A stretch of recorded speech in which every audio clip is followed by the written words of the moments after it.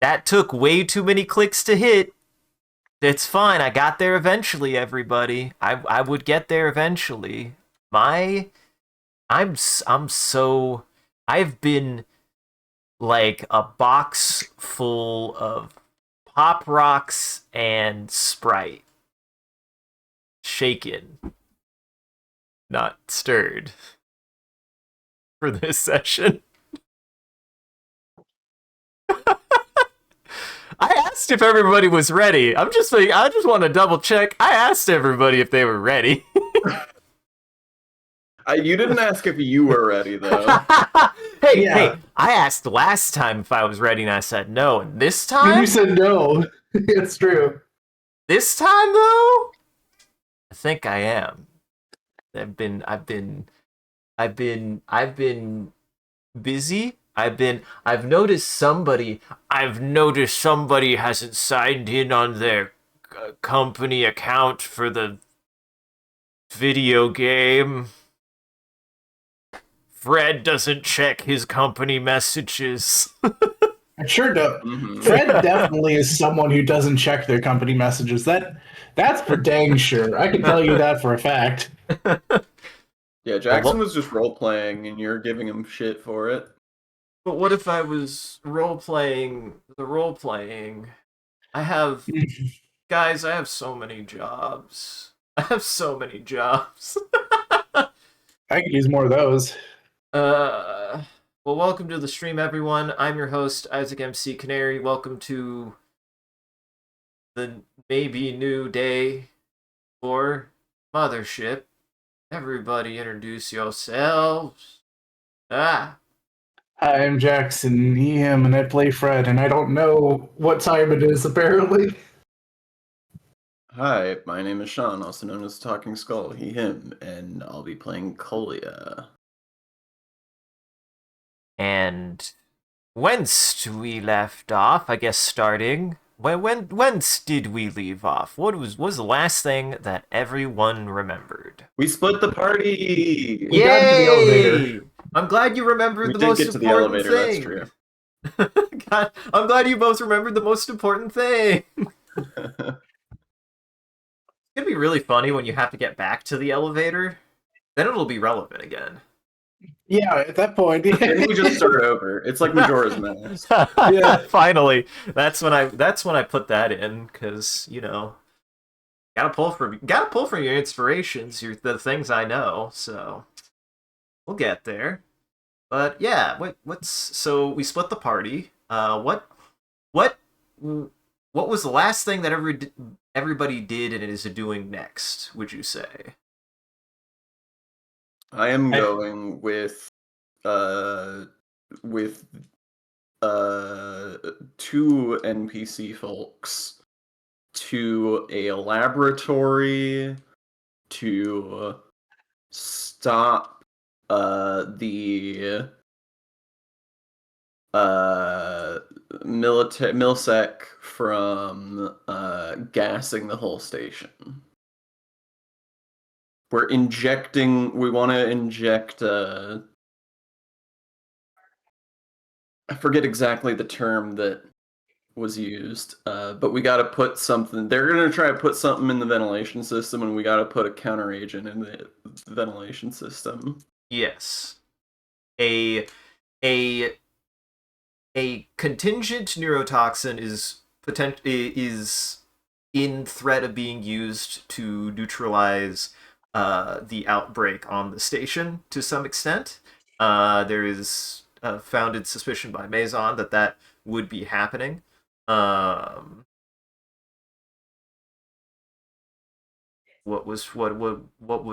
Fred, you guys split directions. Yeah, I was probably going to Diamond Sushi or something like that. I don't remember.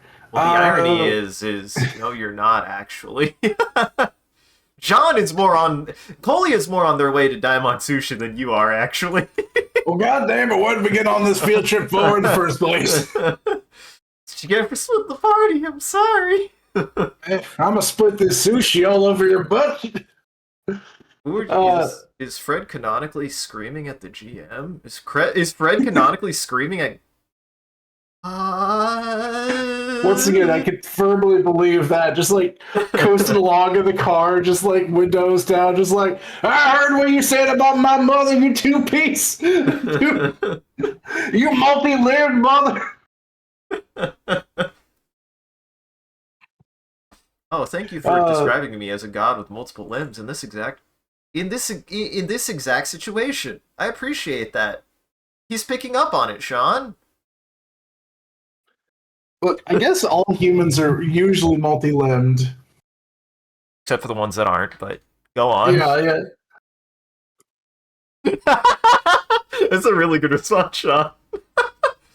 I was just thinking about the fact that both people with 1 or 0 limbs are not multi-limbed. Like, you have 2 categories. Like, you can have 1 or 0 limbs. Hey, send me not multi-limbed, Sean. Please. Anyways, I will digress from interrupting you any further. What was the next thing Fred was doing? I remember that I had to rope Lydia back into my vehicle because we were heading towards parents. We were still heading in that direction towards finding parents. I think did we take Billy Blast with us because we were going to be working with Milsect? You are with Billy, Joanna, and Lydia. Yes. Yeah. That's right. Yeah, so we got Joanna because she's the brains, Billy Blast because he can work with Milsect, and Lydia because she's worried about her Illuminati brother. And yes. So we're going to try to see if we can scoop up my parents and scoop up and unbrain the man, her brother. Yes. And yes, so you Fred were on your way to the exit of Titan Pylon towards Rhea, and Colia was on their way with Maison and Quincy towards the laboratories in a Milsec Milsec vehicle that you guys had also acquired. What?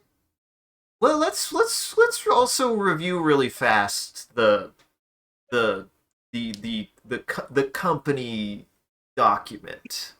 I need to find a better name for this. I had one at one point. I should write it down. Oh gosh, is that like thou shalt not steal or piss on company property? Thou shalt be honest and report everything. Report incidents before they happen. I was Any gonna work say thou shalt do during company time shall be the sole ownership of the company and not Yeah. the individual. Well, thou shalt. The boss does make $1 and you do make a dime, but you shall not poop on company time. Incredible. I mean, is there anything you guys have questions about or want to kind of like read over before we jump into it? I love Isaac being too self-conscious to just ask us to read something out loud and trying to be like, if there's anything that I might happen to have added since the last session that you might notice is there. If you wanted to read something out loud, there might be stuff. I didn't add anything. There was just a response from your guys' company AI. They have responses to the things that you put in here. Here's the problem, Isaac, is you've done a really good job of putting many things on this page. Yeah. So when you add one more thing on this page, it has now become a needle in a hay. I have no idea where. To be fair, it's a really big thing. Are you talking about the super list? No. Oh, okay. You're close though. This big old blurb. Oh yeah, you did. Oh, you did cross the line, because because we had claimed this territory on the right side. Wow. What? No, the Hi Mom was from me. Well, all right. If you want to read this out loud, then Jackson, since this was this was Fred's input. Yeah. Done with the Toshiba Robotics. Yes. Yeah.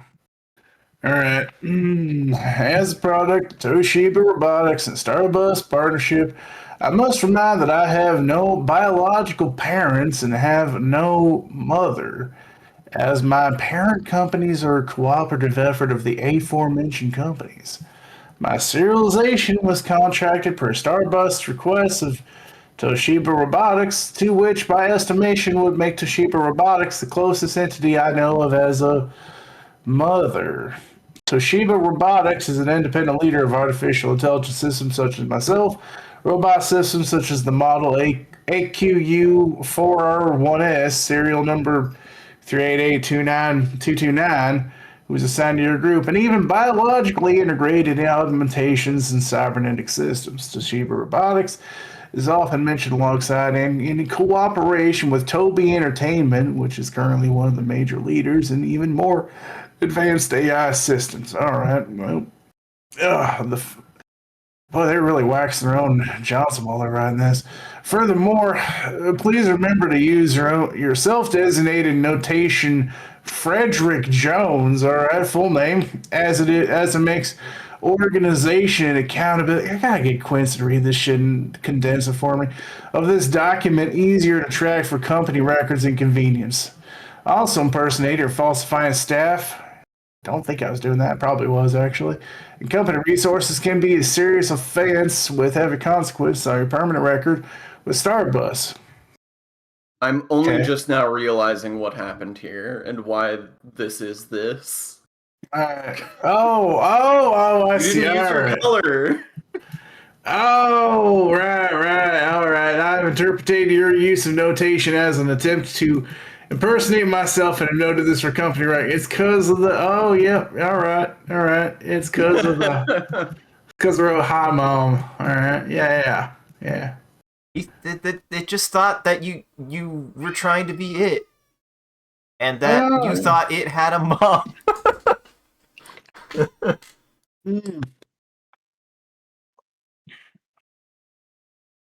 However, there is more information. Oh, okay. Oh, shoot, yeah. That actually it did a search for me. All right, that's cool. Sheila Jones, age 77 years of age, former botanist with primary accolades in interplanetary horticulture. And she was a good one. She did some good work. Station, resident of Ray Advanced Aged Care Facility. Ah, shit, I actually didn't know that they were in a home these days. I thought they still, well, that narrows down. Pomegranate Homes, subsidiary of Rosebud. Current status alive. That's good. Tenured botanist of her field study. Yeah, I actually really, I was so angry at the first letter. I actually should go back and thank our overlords for the second letter. All right. Tenured botanist of her field of study. Sheila was accomplished biologist with many companies, including Rosebud Pharmaceutical, IC, Universal Advanced Education, LLC, and Interstellar Earth Government. Retired from botany and biological science studies and engineering as of year 2110. Wow, no, that's actually really useful. That's good info. I just look over and say, "Hey, lady, I finally read my messages. Turns out mom's alive." She gives you a confused look. Yeah, I wrote something on a thing, and it was misinterpreted, but honestly, it turned out well.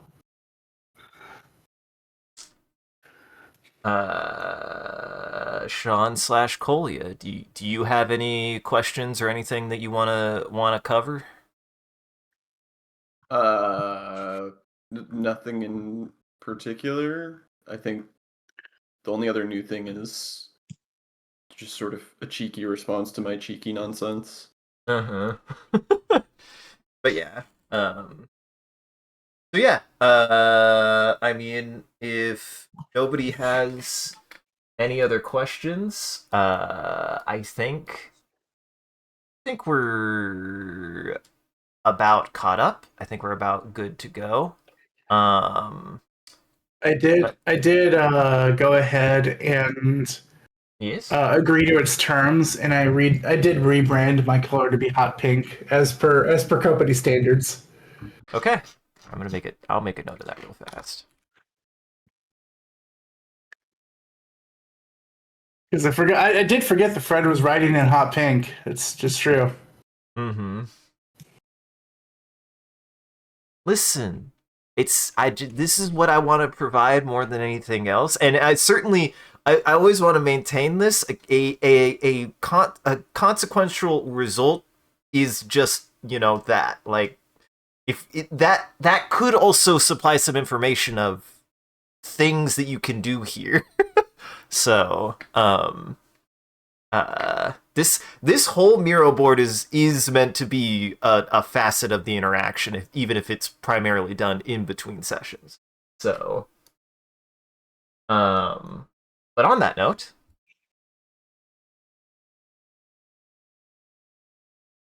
okay, give me 1 second to collect myself.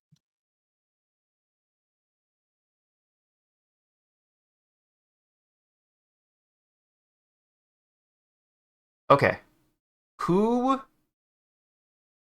since as we left off, the party had separated, as we kind of mentioned before. Colia heading deeper into Titan Pylon, whilst Fred is heading away, trying to find the exit. Starting off, I guess, who would kind of like to... Who would like to go first? Who has a direct kind of like leader idea on what they want to do? I do. As far as I know, we're both sort of traveling to get to a place. Okay, fair. I'll go ahead then, and it doesn't matter to me. So, if flip your coins. I was okay. Here. Somebody call hi. Hi. Well, hello. Okay. That answers my question for me. Isn't high and low just the best? Isn't it just a more complicated way to do a coin flip? A corn flip? A corn flip. That's my favorite skateboard trick. Hey, let me tell you about them corn flips, all right? My favorite That's brand what we have cereal. to do out here in Kansas. Uh-huh. God damn it. I hate the stereotypes. They're true. They're not true, but like you know what I mean. They exist. Colia, you're currently seated inside of the Milsect car that you guys had acquired after your run-in with that Milsect squadron. Mighty convenient. You and Maison are driving along, and the first when you guys separate, finally, you kind of take an offshoot road and start winding your way up towards the pylon. What is Colia doing right now?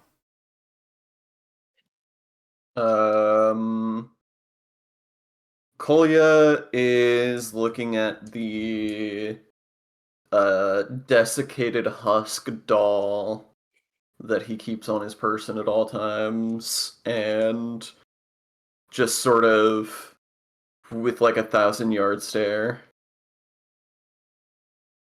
While you're doing that, in your other hand, you're also about 3/4 through a ration bar that you've been kind of like idly munching on whilst you're staring at this desiccated doll head.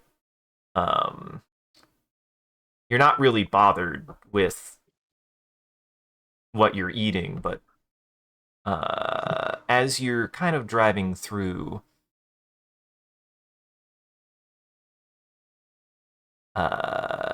you're starting to head into the lower deck of Titan Residential. Quincy in the back is actually busy working on something. They've opened up a terminal in the Millsect kind of like truck. This is like kind of like a built. It is still like an electric vehicle, but it is definitely a much more armored, much sturdier version of like a lot of the carts that you guys have been seeing around in the tram area of Titan. Currently, the last that you knew that they were actually busy working on blocking your guys' whereabouts. But as you guys are driving into residential, I'm gonna say it's been about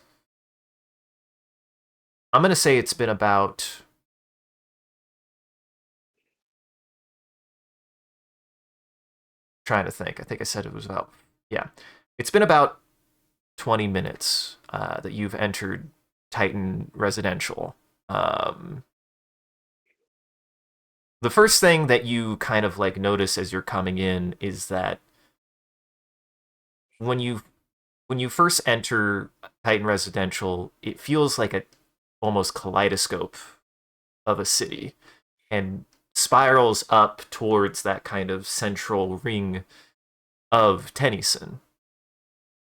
One of the first things you kind of notice is that the air moisture is actually surprisingly high. And you can intuit that recently there must have been some artificial rainfall that had happened that helps maintain like the interior moisture of Tennyson. So there's a feeling of like dampness to the air, and it's a little bit cool inside actually. This lower deck, the first thing you notice is that the streets are empty, with clusters of trash and automobiles littering the streets all around.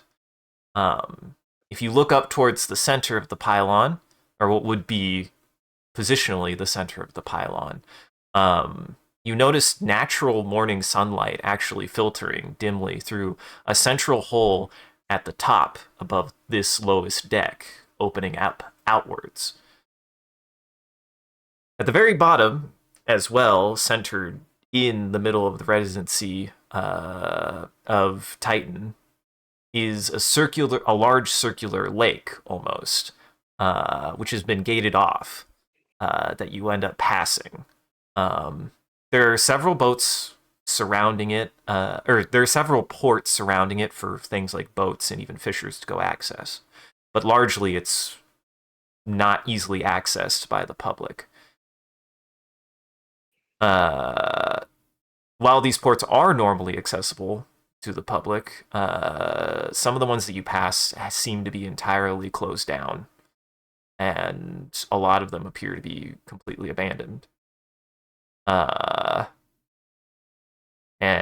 as you are kind of moving through the town, and you can kind of like see through this aperture at the center of the pylon, you can catch glimpses of the very top kind of glass dome, and beyond it, I want to say 4 just monolithic towers that stretch all the way towards the center of Tennyson, as well as faint glimpses of the other pylons out of kind of the corners of your vision as you look through that.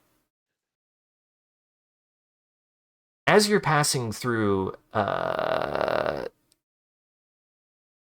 Maison kind of like takes a glance over at you, Polia, and he says, "How are you doing, Colia? No, it's been only been driving a little bit."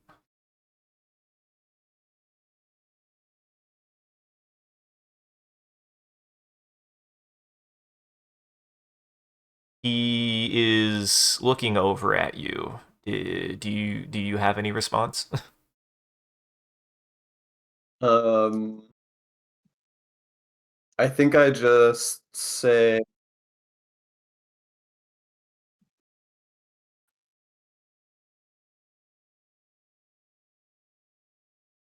just remembering things. It's nothing. Don't worry about me. I mean, He kind of stifles for a second and says, I mean, I partly understand if this is a stressful situation. He actually takes a look over and glances like down. And if you look down, you notice you were holding that like kind of ration bar, and there are two other opened packages already at your feet.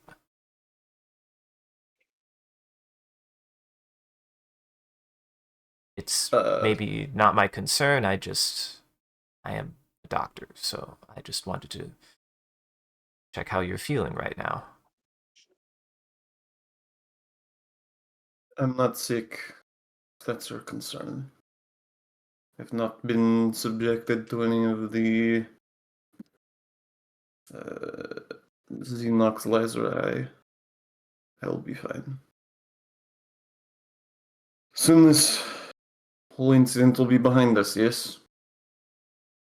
Yes, I actually say that again. What will be behind us? Soon this whole incident will be behind us, yes? Yes, I mean, hopefully, at the very least, if we can deal with the situation with Milsect, I can focus on getting the counter agent for the outbreak as well. I do believe that we can get past this, yes. Are you sure you haven't had any adverse contact? Gone through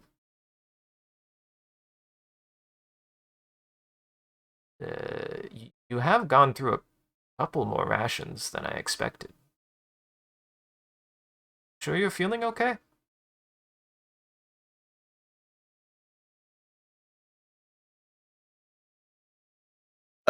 Out of character, just to make sure. I do have a couple of wounds, but that's not. I didn't get like directly. I don't remember what I got those wounds from, actually. Well, you have not gotten any wounds from you can confidently say you have not gotten all of your wounds have been like you falling on the ground when you touched the artifact, you getting whiplash from the car going, so like you have not actually been injured by the whiplash, that's what I was forgetting. Okay, yeah. yes.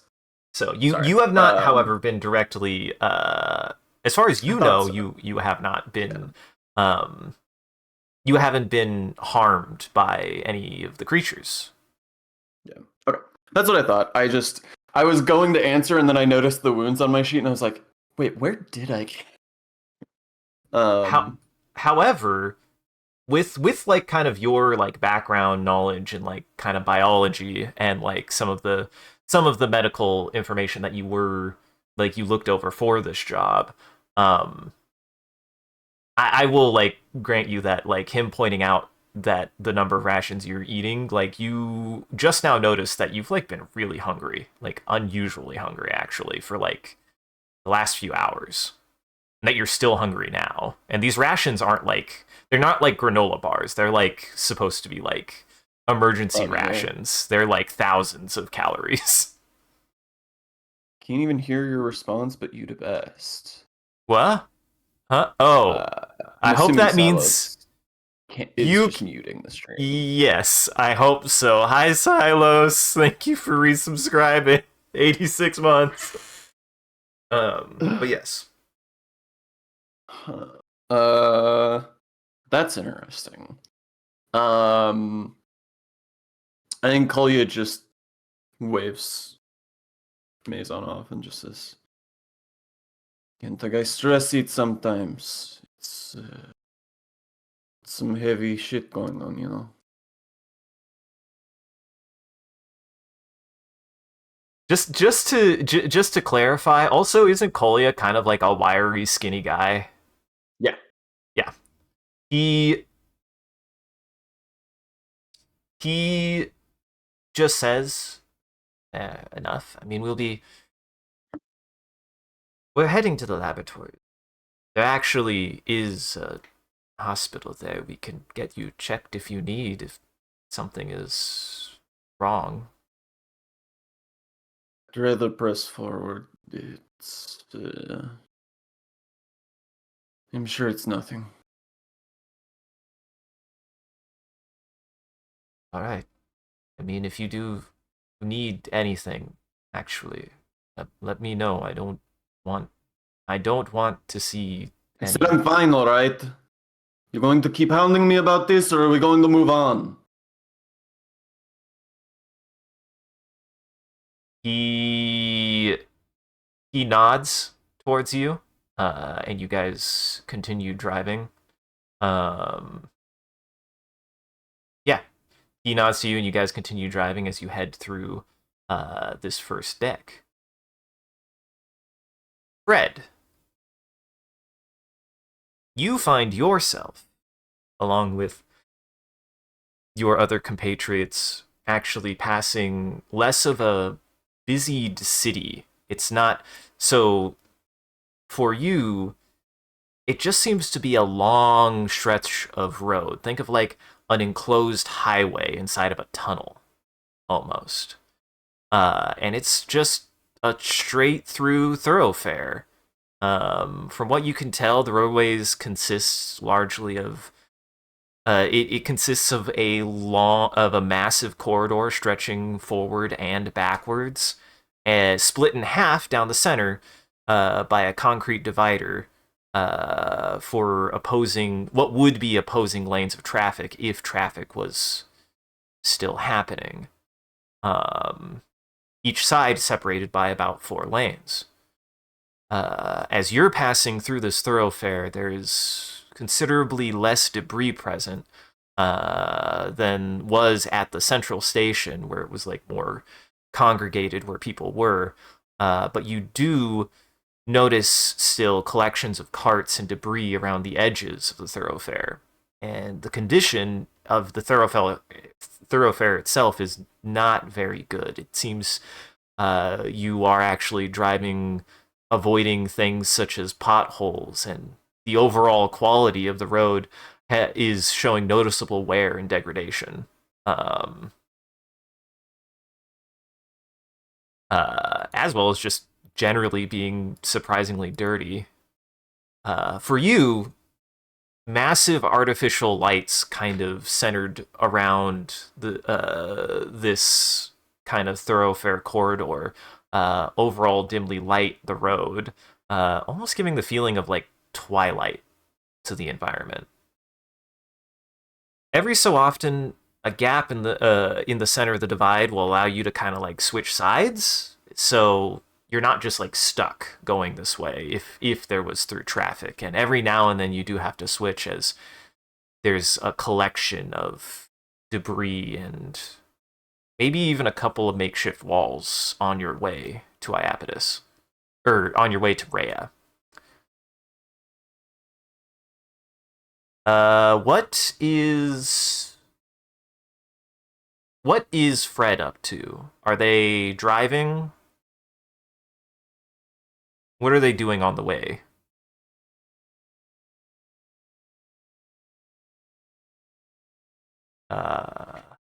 Jackson is not in the room. Oh, I was covering it. Now I look like an idiot. Now I look like I don't know how long he's been gone. I don't think he said anything. Oh no. Well, I guess Colia, you're back up. I guess you're back up. I guess so. I guess you're back up. I hope you liked that description. I'm gonna probably have to do it again. Then in that case, I was just like looking at. Oh man, yeah, I don't know when he left. He did not say anything. I hope he's okay.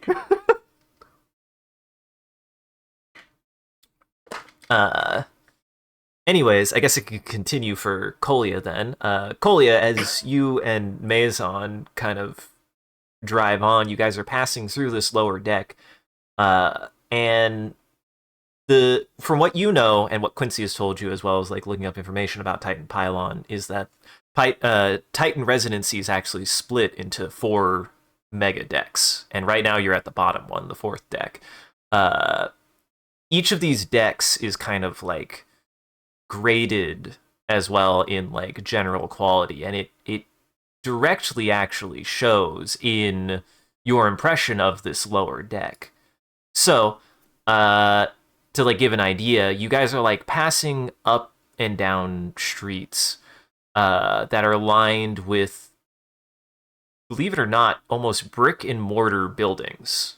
So there's like, it's a very like urban environment, and it feels it would feel familiar to you if you've ever been on an old city on Earth, except with a bit more of a cloistered or claustrophobic feeling. And there's a very blocky overall texture to the organization of the lowest deck. Welcome back, Jackson. You missed your scene. How was your trip? My trip was great. You missed your scene. I can't believe you would betray us. Big old butter speaks sometimes. Gotcha. Anyways, but as you're moving through the lowest deck, there's a very blocky feeling to the organization of everything, and there's a feeling that buildings and structures were kind of like set to fill as much space as possible to maximize the space utilized inside of this confined station. As you like kind of look up and around, there are just 4 massive support columns that have been constructed connecting into the roof of the deck, supporting each of the residential decks. And from your impression, the lowest deck is incredibly crowded and in poor condition. And you see and hear nobody. Like, as you're passing, it feels like a ghost town. But it's just a residential area otherwise? Like it's... Yes. Okay. Main buildings are boarded up and heavily graffitied. Street lamps are often seen in disrepair, scintillating. What kind of graffiti are we talking about? Is it like... Does it look like stuff that's just kind of been there for a while, of like general street art, or is it like protest graffiti of some kind? It is a wide variety. It is a wide tapestry, you would say. Some of it just seems like people or kids who are bored drawing, names, words, pictures. Some genuinely fantastic art. Others you do notice have much more pointed statements about Tennyson being a piece of shit, Tennyson and corporation overhaul, as well as maybe what seem to be more recent notes of morbidity and danger and death, though not as common, certainly showing up more around the areas that have not been touched with graffiti. Are any like doors marked or anything? As trying to get a sense for how this sort of... Yeah, go ahead. Yeah, as you're passing through, yes, it like varies. You can pick out buildings that seem to have been condemned for a lot longer, buildings that are blocked off, and you do notice buildings that are having a consistent marking of some kind.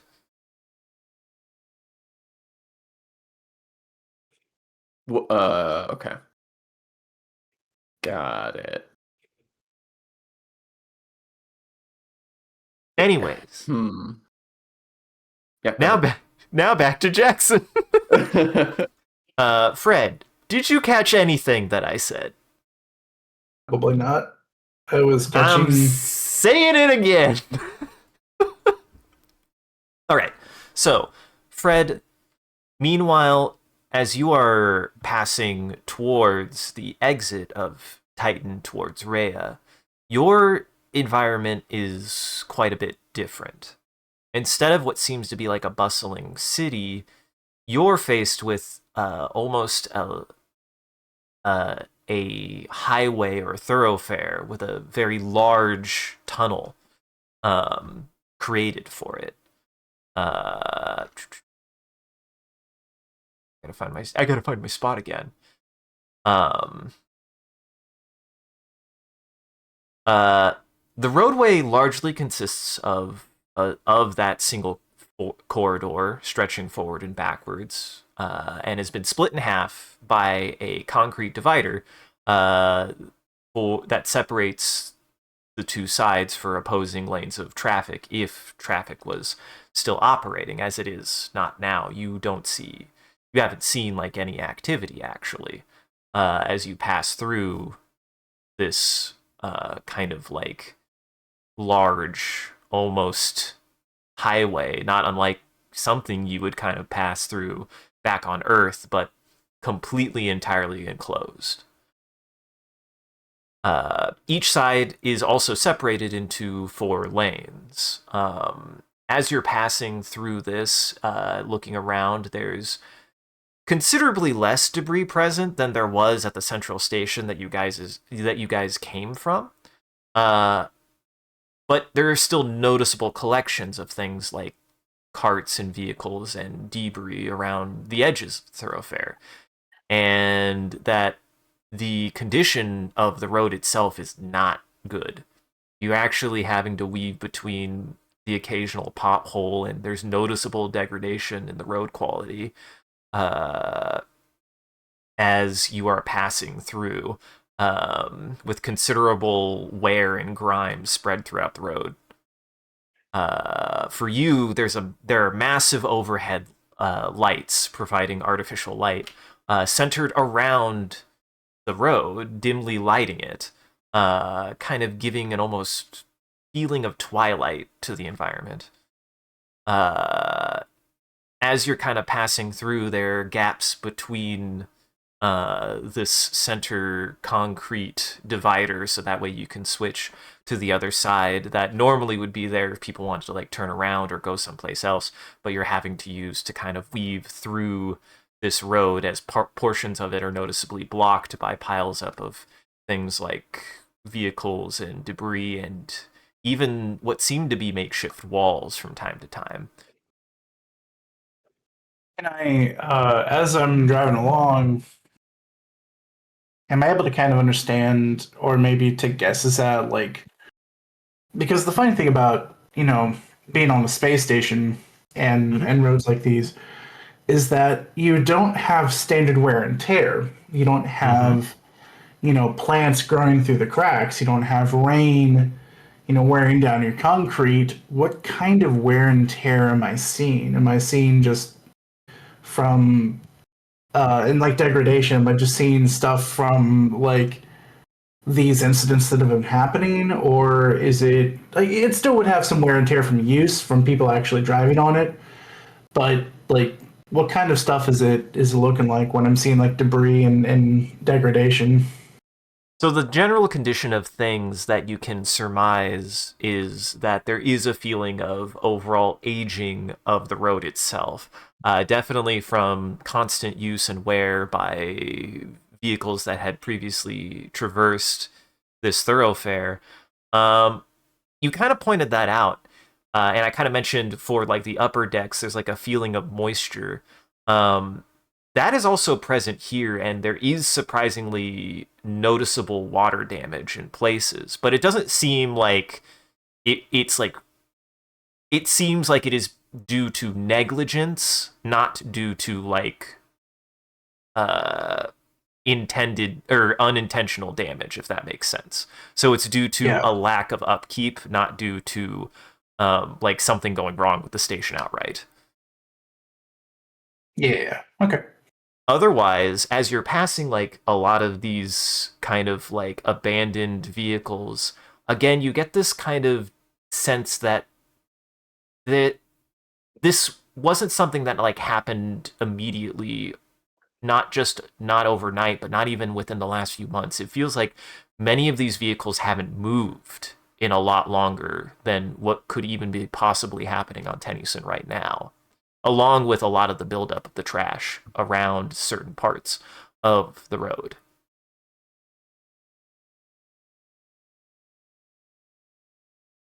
Yeah. Okay. In fact, as you're kind of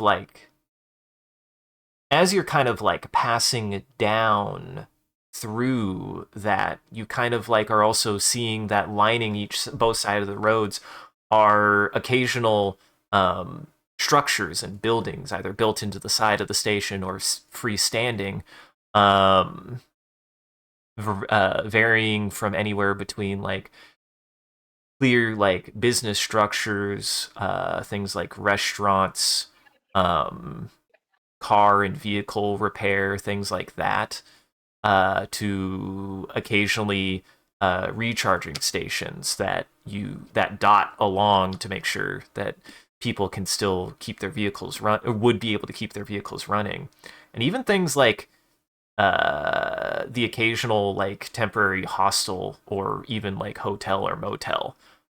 However, what you've noticed about all of them is none of them seem to be running right now, except for largely the recharging stations, which seem to be independent. Everything else seems to be abandoned or closed down. Um, and every now and then you also see a building, a hotel or a restaurant is completely condemned. Gotcha. I was thinking about suggesting that we stop for supplies, but if You it looks can. like things, What would you be looking for? just making sure that we have enough food, water, and emergency supplies and such for the road ahead.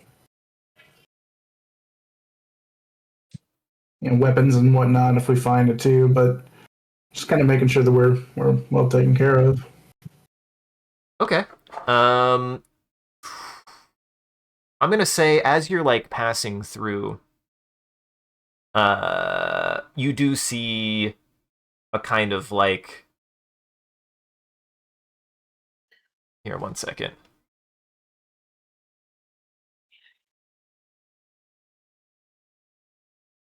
So yeah, as you're like kind of passing through, the kind of like condition of a lot of the businesses and things that you're passing, um, it does seem that a lot of them are outright empty, with like things like lights and stuff off, and you do pass a kind of like what would have been like an automotive store.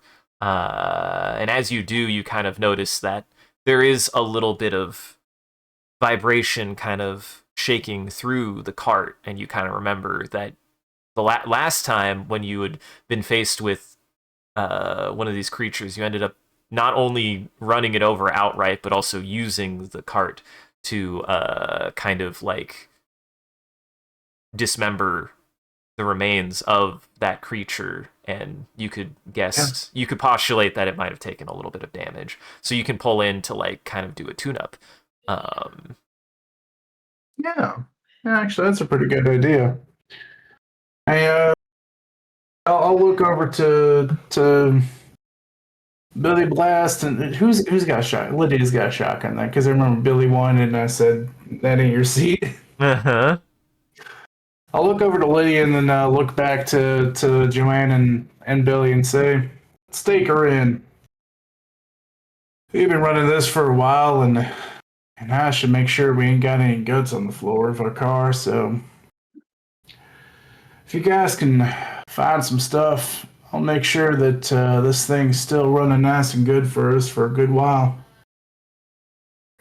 Billy says, sounds perfectly good to me. I mean, we're just waiting to get to the next spot anyways.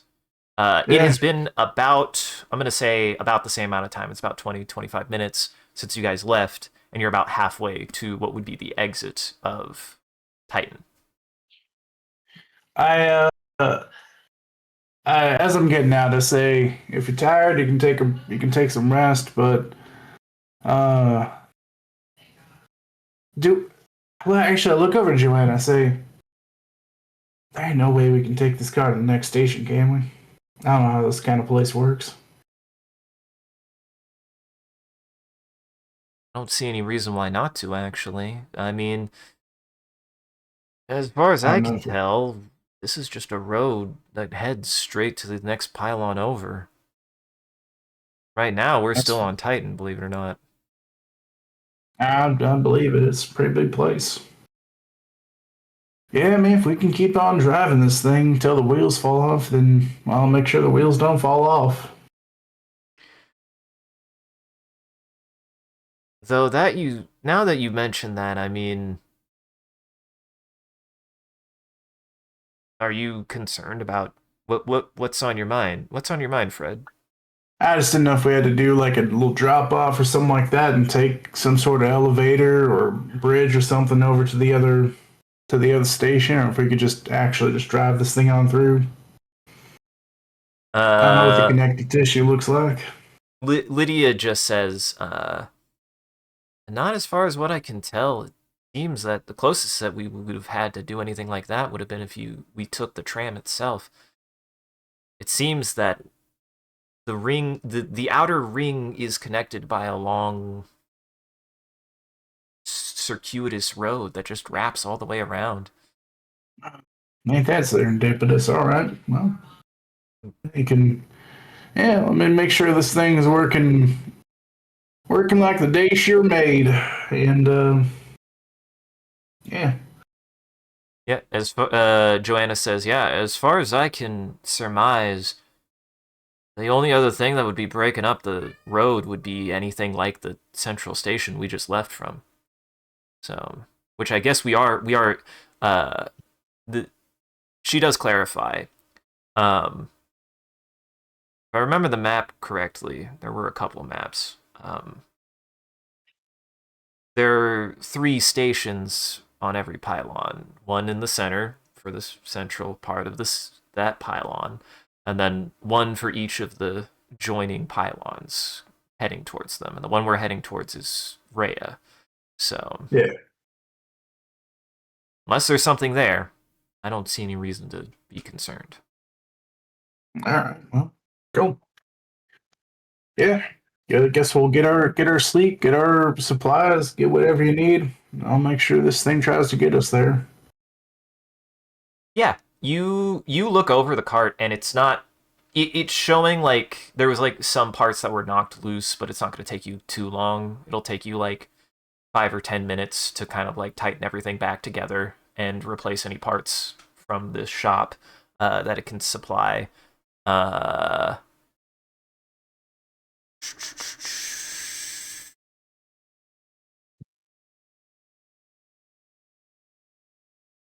guess we can, on that note, actually.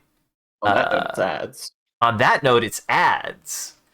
See, this would actually be my plan is to really like, since we're split anyways, I'm shooting for pretty like contained vignettes, so I don't anticipate anybody having a scene for an hour long unless something really messy happens, and even then I'm gonna be trying to find ways to interject in every scene so that way things are happening concurrently, so which I actually think I'm handling pretty well.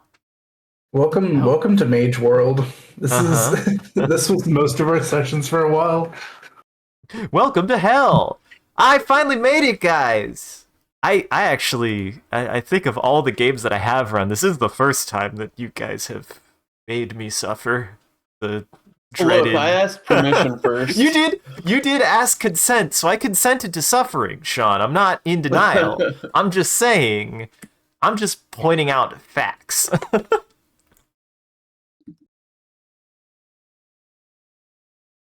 Also, whilst we wait for ads to pass, how does everybody feel about the atmosphere I've oozed over everyone? Feels artificial because we're on a space station. Nothing is natural of the Earth. Okay. Need to get your fresh growing corn for your corn flip. Well, you need to go to I'm willing to say this outright. If you wanted that, you have to go to Iapetus. Those poor souls. They're chock full of corn. They know how to do corn flips for days over there. Oh my god. but yeah, um,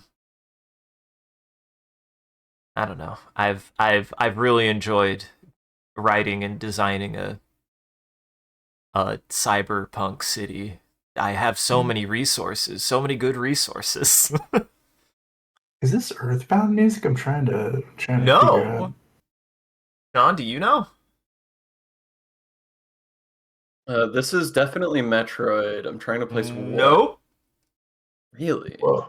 It's some mad lad. I actually didn't realize this until earlier because it is impossible to find the soundtrack for Blade Runner, but some mad lad took like the intro sequence and the like about the first 4 to 5 songs and then hypercut them together and cut out all of the audio, and this is that. Wow. Huh. Neat. It's perfect. But you are correct, Sean. There is one there is one Metroid track in here for this purposes. There were some very Metroid-y sounds in there in that track that made me think. I would have never guessed that you had acquired these ads. Acquired the Blade Runner opening in that way, though. I'll get my fingers inside of there, YouTube. I'll find a way. But yeah, I honestly that movie's score is phenomenal. It is amazing. Yeah, it's a pretty high score. Uh-huh. Welcome back from ads, everybody.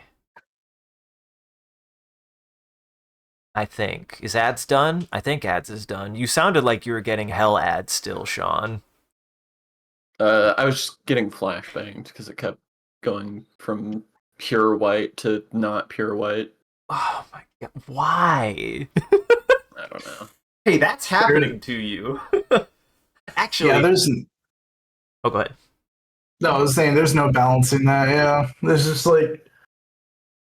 Twitch just does not care about your eyesight. They're just cared about the dollars.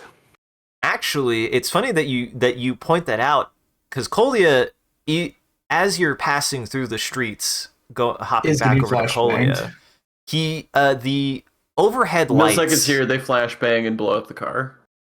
Not yet. Spoilers. No. One of the things you actually noticed to kind of like continue to texture the like condition of things. There is artificial light from like headlamps kind of dotting around, but you notice that many of them are in disrepair. So there's like almost like headlamps. Headlamps, not the headlamps, the street lamps. That is. Oh, okay. I was like, why are there headlamps? Headlamps.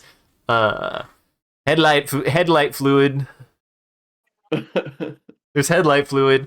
No, the street lights are in disrepair throughout the deck, and only some of them do seem to still be active, kind of scintillating the streets with light to make up for the light filtering in from the center aperture. As you're kind of passing through this deck, you're heading towards one of the couple of different ways that you can get up to the next deck. And all the decks are kind of structured this way, but there are 2 directions. You can either head towards one of these kind of like supporting columns that you can tell has almost like a spiraling tunnel up it, or you can head to the outer edges of the deck, and there are also roadways that snake around the outside up to the next deck. And as you do that, what is pull you up to? Are you taking any kind of direction on anything that you want to stop at? Any direction you want to go? Yeah, Kalia suggests perhaps we should go along the outside route there. It less likely to be full of things, less central, less points of connection. Fair. I see no problem with that. Might take a little longer, but be no more than 15, 20 extra minutes. As you kind of drive out to the outside of this deck, let me think. You're able to find one of the closest accesses to it, and are starting to spiral on the outside. As you kind of go up in elevation, you notice like the buildings are of varying height, some of which almost do approach near the top of the deck. The only other lights you see are either residual lights from neon signs that have been left abandoned to continue to roll advertisements for various items and objects. And as you kind of make your way up this outside, not unlike what Fred has been seeing on their own, the roads up here, it's kind of like it's much more constrained. It's much more like just a kind of like road tunnel that you're consistently passing through, with spots of artificial light piping down from above to kind of like give almost an orange glow to the street, with the roads kind of dotted with various debris and abandoned vehicles. As you pass up, you do kind of look out, and you do see a sign near one of the base. You see a sign near the base of one of these pillars, and it does say Daimon Sushi on it as you pass. It's surprising. Just sort of. It's on.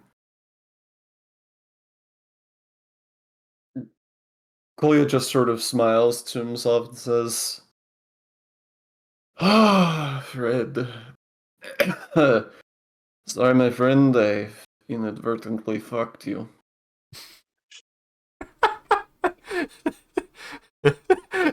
How mean you are to be. You just a part of me wants to be a part of me wants to just be like Joanna. You just hear a crackle on your radio and Joanna just goes 10-4.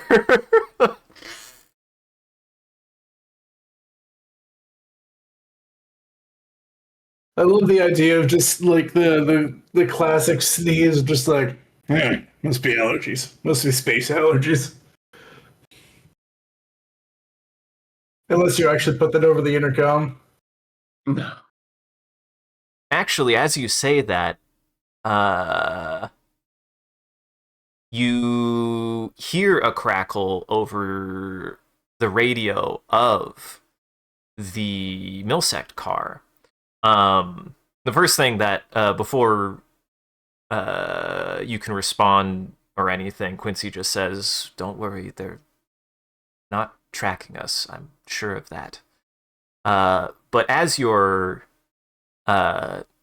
moving, you hear over the receiver, you hear a voice over the receiver say, let me collect my thoughts for a second.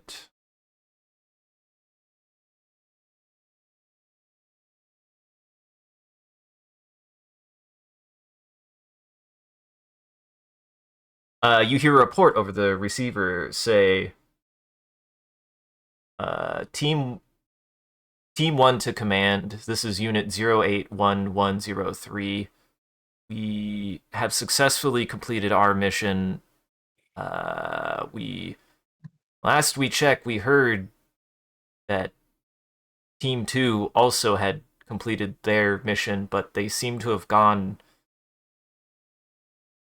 rogue or AWOL. We're not sure. We lost track of them about 20 or 30 minutes ago. We're sending... We are going to meet up at their last known location and see if we can trace where they left. Otherwise, there's still been no word from Team 3. Over. And there's like a crackle, and you hear kind of a gruff voice say, "Sounds good. Sounds good, Team 2. Or sounds good, Team 1. Glad to hear you're doing okay. Hopefully the rest of our guys are doing alright, too. Over."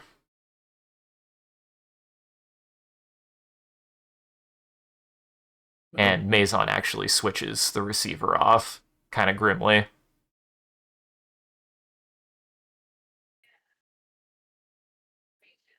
I mean, it is what it is. It is. Will admit, I do feel the sense of urgency. I certainly don't like the fire on our butt right now.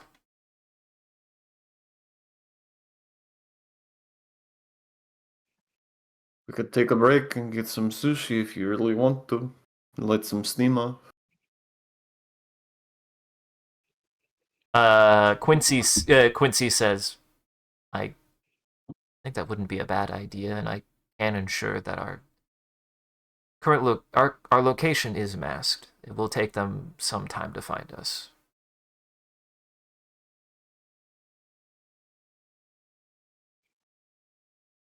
I just look over at Maison. What do you say? I see no problem with that. I mean, through how many rations you've gone through, and me barely stomaching one of them, I certainly could eat something else. I'm just holding the now empty wrapper for the last ration that I had. Just like, well? Out of curiosity, at any point did you try to make a conscious attempt to not like grab another one? No. That one has been on the ground, and you look down thinking that you're holding the empty one, and you're halfway through another one. I just say, well, I don't know how long it's been since they've been in, full operation, how fresh the sushi is, but it's gotta be better than this shit, right? that I can agree with, Kolya. And yeah, you guys weren't that far up. You kind of like turn around and you're able to find a way back to Daimon.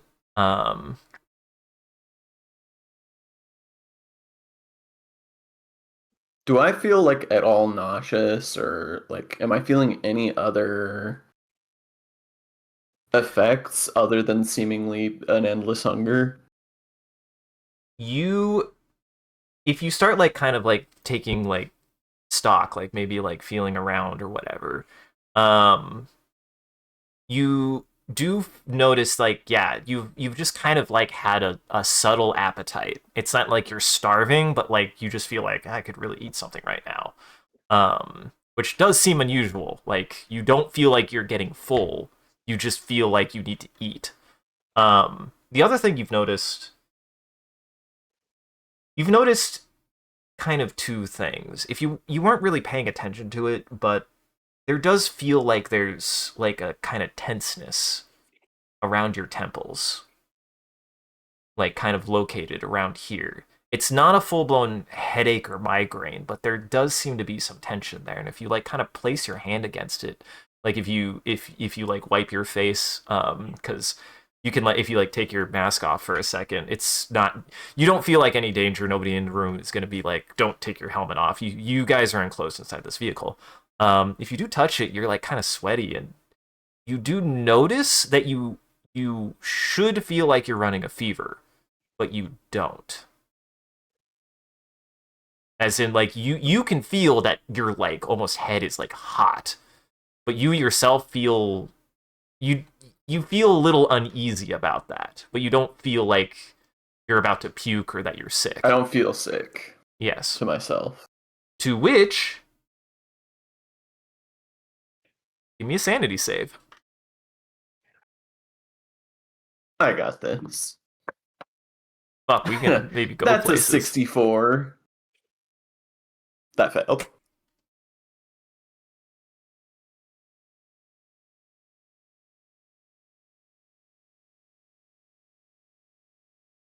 Well, take 1 point of stress. Sure. Give me 1 second. I thought you were going to be like, give me one more sanity save. Give me one more no. No, I don't think it was there.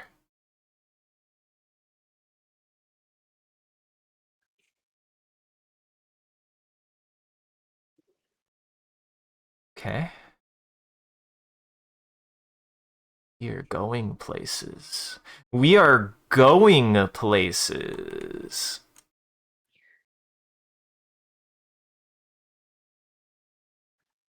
Oh, there it is.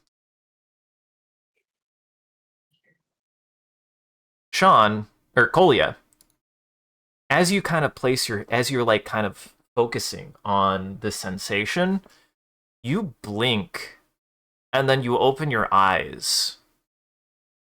You're not in the car anymore. You're not on Tennyson anymore.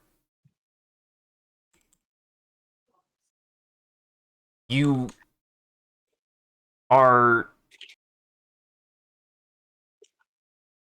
outside, and it is late, and it is dark. You could hear the sound of wind blowing through trees, and the air smells rich. There's the distant sound of wildlife that sound like almost what could be crickets or the buzz of insects. And you find yourself at what seems to be the center of some kind of settlement that branches out in 5 different directions from your current location. And you're in seemingly a garden filled with plants you've never... plants that you've never seen before yourself, but you have seen them before because they have been extinct for millions of years.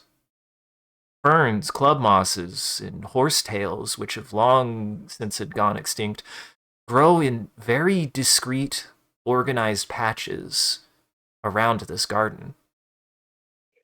There are trees that sprout over 20 feet tall, ending in fronds of leaves at their top. And in this garden, 5 round pools of opaline water sit at the center of it, adorned with architecture made of seemingly pure obsidian sculpture and masonry. The same obsidian work can be seen in the surrounding buildings, which consist of slabs and shapes of various sizes. There are holes that are...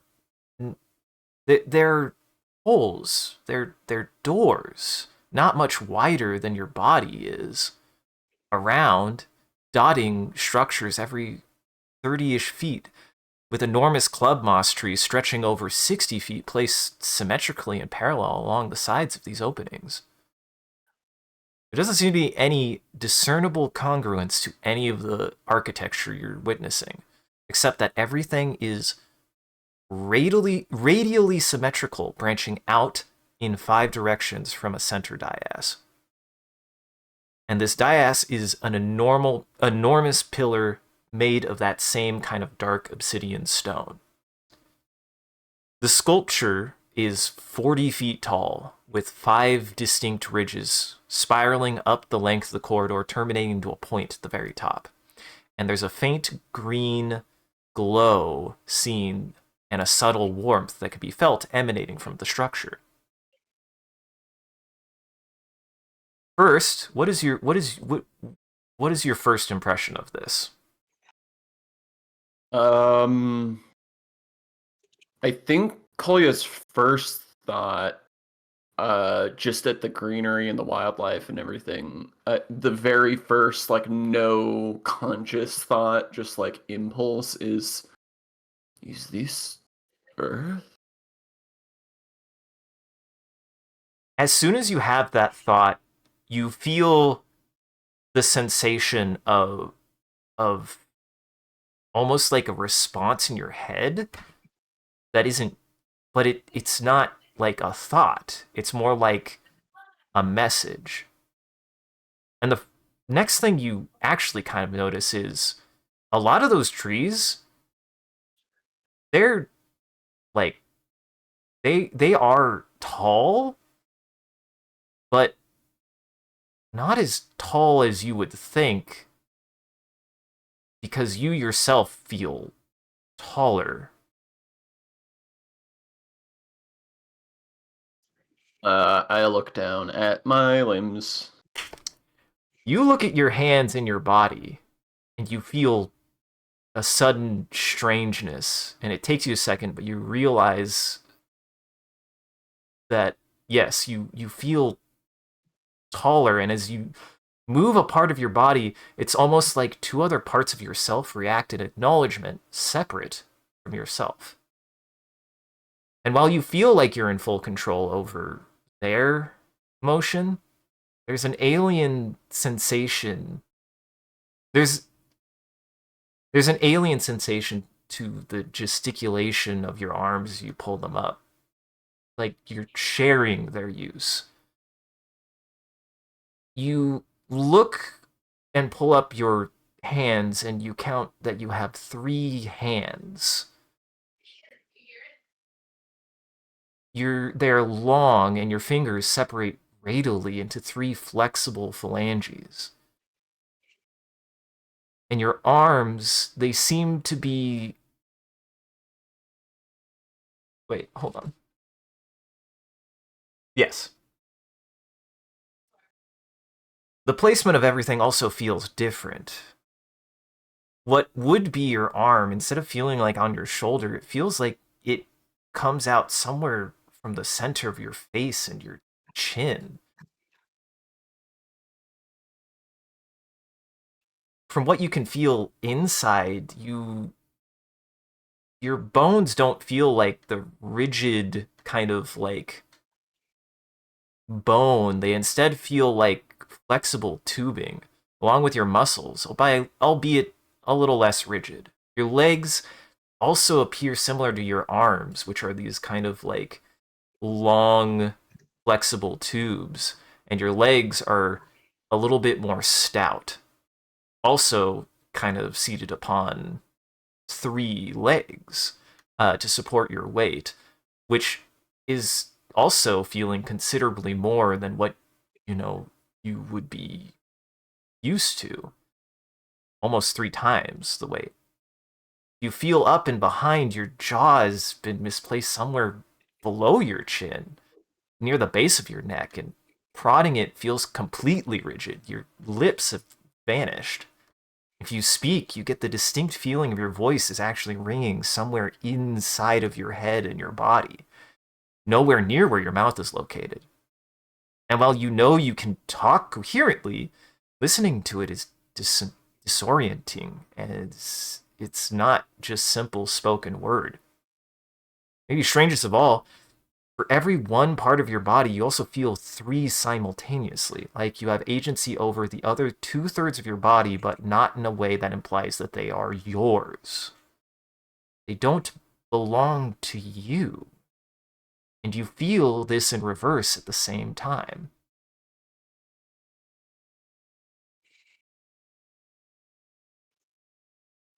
I'm going to ambulate my way over to the pools. You kind of move towards the pools, walking on your 3 sturdy legs.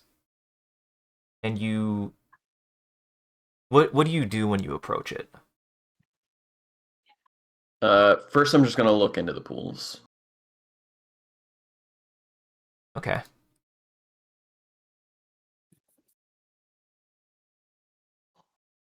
I have a thing for this.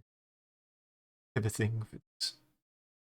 I've been sitting on this for a while, guys.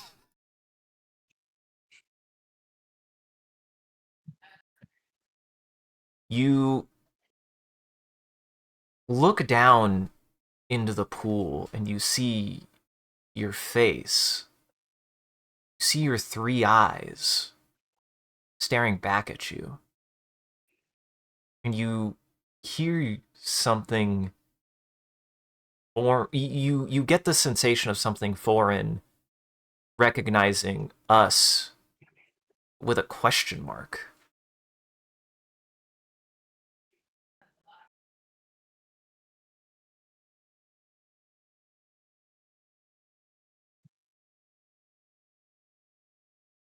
I'm gonna reach out into the pool. Do I get the sense before I do this? Do I get the sense that this is like a artificial, like constructed,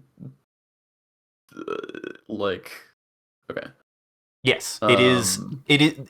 Along with the garden, these pools have been concentrically designed in almost seemingly perfect circles, radiating out from the center of the garden and this like tall dais. I'm gonna reach. Are they? Are they like clear enough to see down to the bottom, or is it more opaque than that? They, as you look closer, from a distance, they looked opaque, like almost pure black. But as you look down, you could see down into the bottom of them, of these pools. And as you look deep into those pools, you do see something move. You can see between your 3 eyes, almost like a sense of like deeper perspective, even. And you lock onto some movement, and there's a fish. You can tell that it's a fish moving. And it is a fish, an ancient fish that you're familiar with. But not just familiar with because you know this, you've studied it, you've even seen one recently, but also because now you know what it feels like. You even know what it tastes like.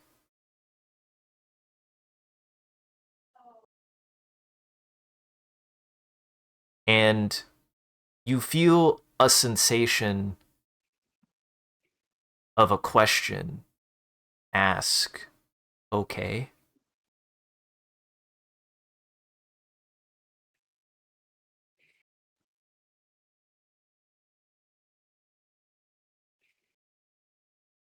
I'm gonna ask back if I can. Where did we go? It asks, what do you mean? We are here.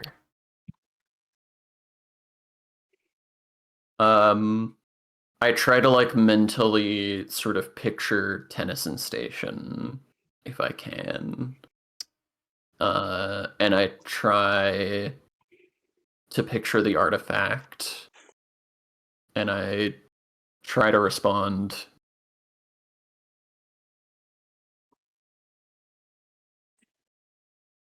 Not here anymore. There's, as you do that, there's a conflicted feeling. You get a sensation of like you you get a sensation of first uh a little bit of confusion. Something inside you resonates saying imaginary place. However, I picture Io. and they they seem perplexed and respond, another home. Is this one okay? I think that I think I sort of inadvertently have a like PTSD style flashback to the collapse, to the cave collapse.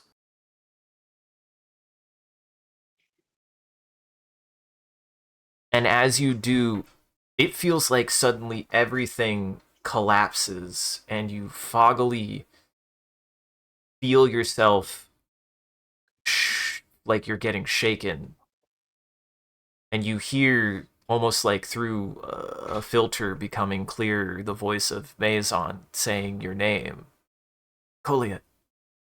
Colia! Where are we? Where are we? Oh my.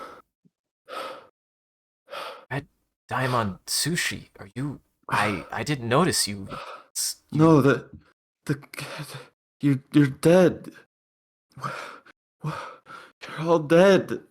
Why? What happened? Maison straightens up, and he does ask, you have to tell me at least something. What's going on?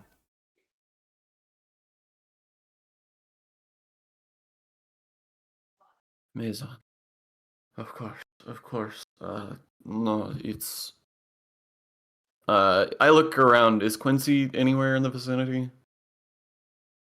Quincy is sitting from the back seat. They are looking up towards you, and there does appear to be a expression of concern on across their eyes.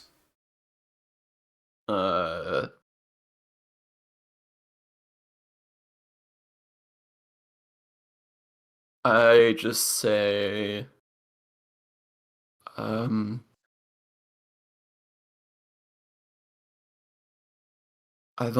I think I blacked out.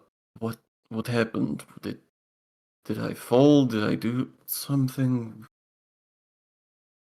Quincy says, "No, if anything, we just thought you were taking a nap. You looked kind of exhausted there, so it wasn't that long of a drive. We thought a 5-minute nap would be fine. You didn't respond when we arrived." God, okay, yes. Um,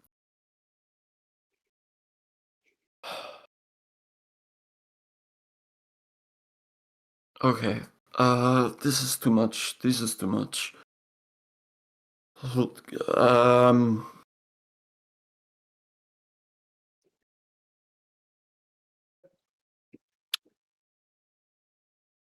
I was something else. Somewhere else.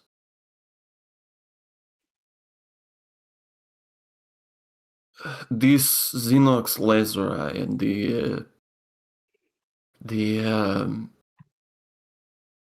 artifacts or whatever you want to call them that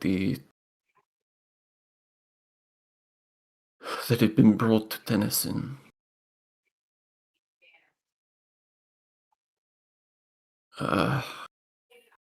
This is not my first interaction with them.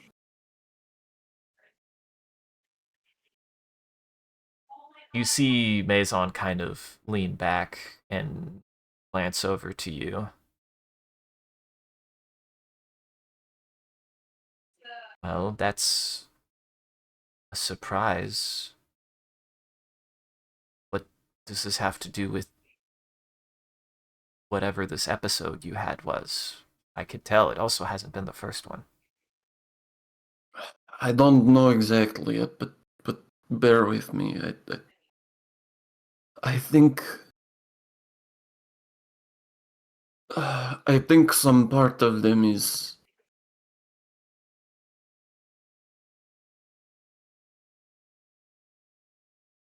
I think there is still consciousness somewhere. Somehow from I do not think that this alien race is dead, but I don't know how. I think they're trying to make contact. Fascinating. Maison does reach out like he's going to place his hand on your head. Do you stop him? Touch me. Okay. Back on the Isle, in my home, there was an expedition into a subterranean area, and we found something, ruins of some kind that I didn't really know at the time what it was. And there was an alarm. It was still active. I don't know how old the ruins were, but something there was still active, and it caused a cave-in that destroyed the expedition. I was the only one who made it out. And then, so when I find out here that we've been bringing artifacts or something back from Saturn or from the moon of Saturn, I knew right away what it was. And when I touched that artifact, I don't still have that, I don't think. If you have it written nowhere, I will say it was maybe just lost in translation, and it can be where you want it, because sometimes that happens. Well, One thing I noticed. Go ahead. I think I put it in the ship. Okay, you did think you put it in the ship, so it's probably in the ship. That's what I thought happened. I'm always down to retcon stuff like this if we just straight up can't remember. So it could be wherever makes the most sense for you, even if it's convenient. I feel like I put it in the ship because I wouldn't have taken it off my I would have made a point of the fact that I had it if I had it. I feel like.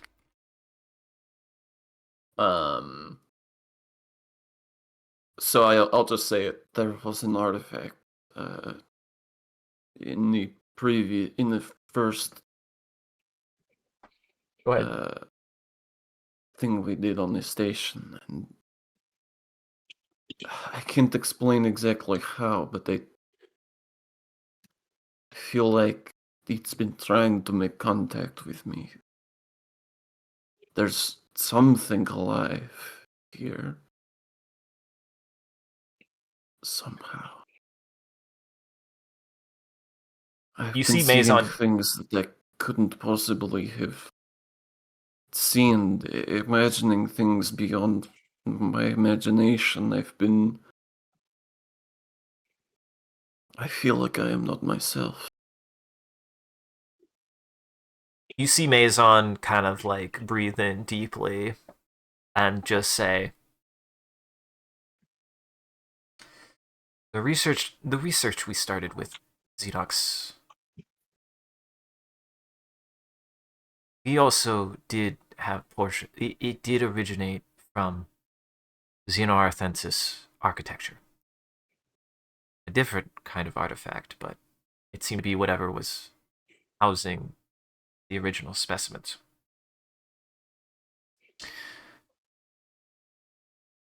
The only thing we've been able to surmise from those is that they were largely some kind of preserving container. That's all that we can determine from the specimens that we found. I know Xenoarthensis artifacts have been found throughout the solar system, even back on Earth. I haven't looked much into it myself personally. The little that we do know is there does seem to be some tie to technologies that we haven't quite grasped yet. One of those, I can say for certain, based on our research with Xenox and based on the research of the artifact that we found containing it, they certainly had some agency over some immense wealth in biological knowledge, biological technologies. That is something that we can theorize.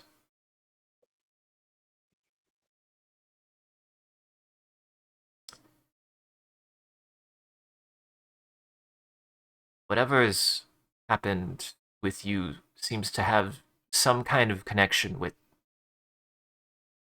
the implications of the outbreak. Something about this has also catalyzed whatever reaction you've had with that artifact, because as far as any of us were concerned, artifacts had been inert. They have never done anything aside from arguably what's happening now, I guess.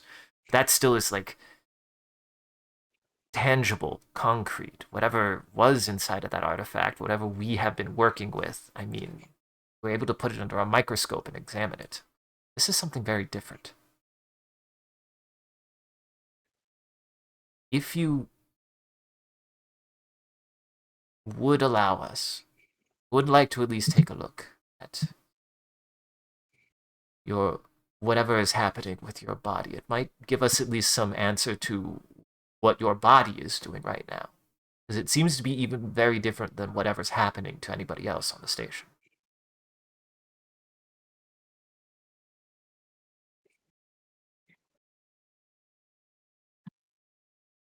I just need to eat something. I can't think straight. And then we'll switch. We'll pivot to Fred. It's me. Fred, we are back. Fixed everything. You fixed everything. It's all better. I'm gonna say, as you were kind of like looking around, give me 1 second. I want to see. Did I prepare this? If I didn't, I will do a little bit of definitely not bullshit.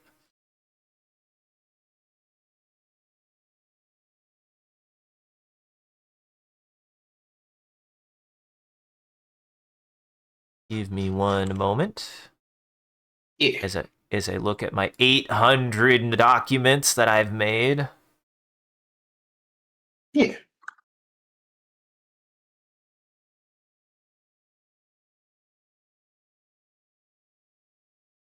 To which now I had my moment today, by the way, of boy,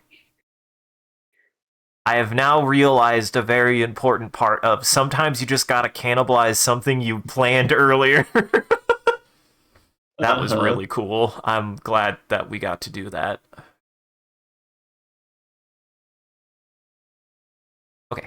Okay. Yes, I did. I am good. I am good. Go ahead and roll me 1d8, Jackson. Isaac's good. Roll you a 1d8.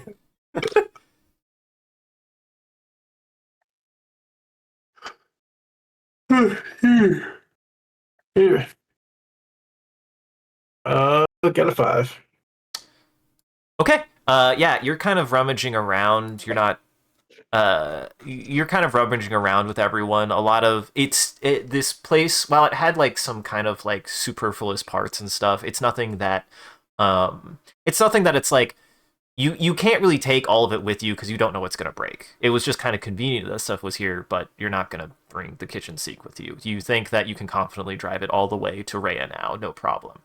But as you're kind of looking around, a lot of the shelves of like any kind of like consumables and things that you can find have largely been cleared. You are able to scrounge up a patch kit, which is just something that you can use to like seal up a broken element in your like suit or anything. For example, I'll actually say, for example, you notice that there has already been like a patch used on Billy's suit. So it would be something that if you ever had a puncture in your suit, you can slap that on and it will very quickly adhere and completely air seal whatever patch you have. It's about bite-sized, as in about big enough that it could cover a large bite, or any other kind of. I would say like it would cover a surface area of about. Like a kind of like a shoulder patch. It's like Yeah, I would say like 5 or 6 inches in diameter. yeah. But you guys are able. Oh, go ahead. I was just kind of looking at my current inventory. Yeah. And that would be small or minuscule. It's minuscule sized. All right. It would stack with your other minuscule stuff. I think that's my first. Right now, it's the first minuscule thing I have. Well, there you go. Everything, the smallest thing I have, otherwise is small. Then it would add a point. It just means anything else you would find minuscule would not add more to it. It would just take up. It takes up one slot combined. Gotcha. So, what are we calling this thing? A patch? Call it like a suit patch or like a patch kit, something like that. Suit patch kit.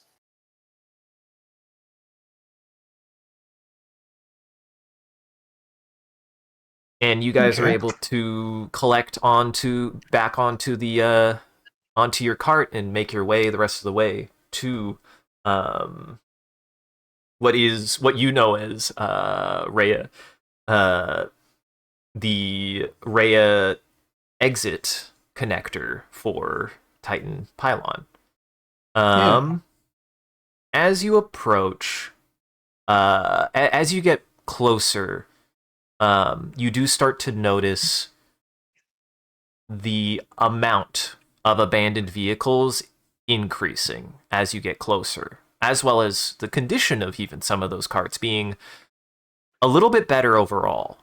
And as you start approaching the Rhea port, or the Rhea station, the lanes start becoming so clustered and cloistered that it eventually gets down to just one lane of traffic that you can only navigate. It's not completely blocked, but you effectively only have one lane of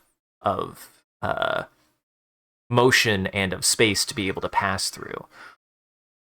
As you pass through this section, you start noticing this mixture of abandoned vehicles as well as barricades that start funneling towards what looks off into the distance like a hastily set up, like, reinforced blockade. From the distance, you can see spotlights scanning the crowd of derelict vehicles that you're inside of. And you see makeshift towers erected along this checkpoint, both the kind of like makeshift wall and garrison and stretching out towards where you're located. There's the occasional, in the distance, you hear the occasional angry shout, maybe an argument, and single gunshots occasionally ringing out from the direction of the walled garrison.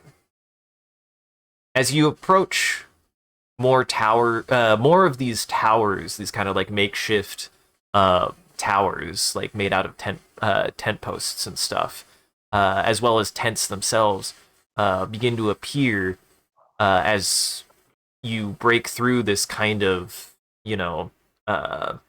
clustering of carts, which begins to dissipate now. As you're passing forward, you start noticing more armed guards patrolling along, with actually occasionally a civilian or a dissident walking beside them, as well as people. Actually, you catch people peeking out from behind the occasional tent or wreckage, looking at you. There isn't really an immediate sense of any danger from this, but you definitely feel a sense of unease. What I would assume, I'm guessing, Fred, are you still driving? Yeah, unless, yeah, might as well be. Okay. Where are you taking the crew right now? I do want to reiterate, you there's a general atmosphere of unease, but you don't feel like suddenly there's a big cross like painted over your head or anything. You're just kind of passively moving towards this kind of gated structure. Yeah, I think we're just staying on the road unless anyone pipes up. I think we're just hoping to keep it on. We've got there's a lot of weaving we gotta. So it's no longer a smooth ride, but as long as we can keep on driving, and honestly, if we find that we're blocked by cars, then might have to get out and try to move a car somehow. No, there is like you don't have to like get out and move anything. You just notice that there's been like a constriction of the space that you're able to move in, but there's nothing like blocking your path. It's just been funneled into what seems to be a single lane of traffic. And as you're kind of like ambly moving forward, you do notice there isn't like a vehicle behind you, and as far as you can tell, there's not a vehicle ahead of you. You seem to be the only vehicle kind of passing through this. Okay, cool. So as you kind of pass through this this kind of guided pathway, you kind of pull up to a little bit more of a more structured kind of like tent that's overhanging the barricades and the road, the single lane of road that you are currently on, and it's open. You can enter it, and as you do, if you do, there is somebody there. Um, if you're entering, just to make sure. Yeah. Okay. Actually, Because this, and let me, sorry, I realize I'm probably not painting the picture in my own brain that well.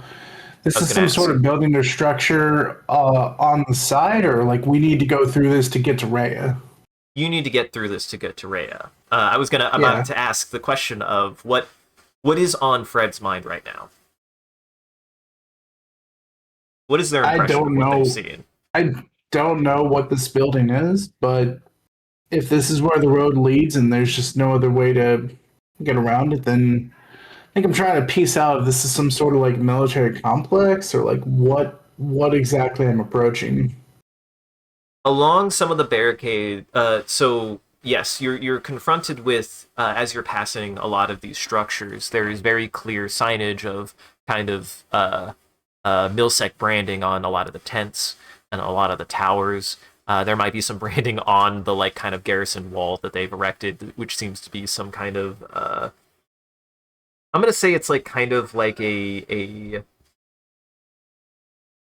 like an almost like metal barricade that has been erected. It's the kind of like barricade that wouldn't normally be here, but it isn't like made out of junk or anything. It's clearly something that was like pulled up and like assembled by Milsec and placed to kind of block passage through Rhea Station, the Rhea Titan Station.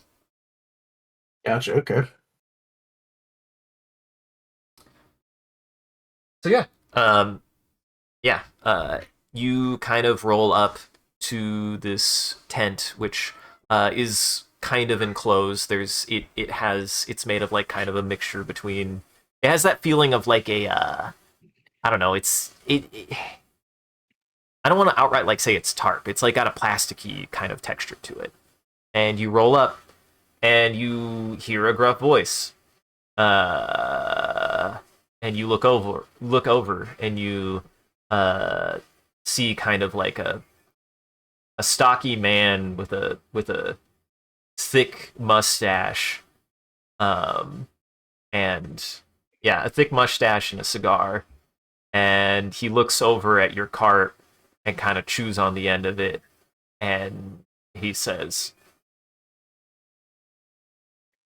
Chews on the end of my car? "What's that?" You say you chews on the end of my car? On the end of his cigar. I just lean over. You got some pike in there? I'm hungry. You see him look up and like kind of look down at like a set of papers, and he just says, "What's your name? What's your name? What are you? Where are you coming from?" Coming from Titan. Fred Jones. And your passengers? They can introduce themselves.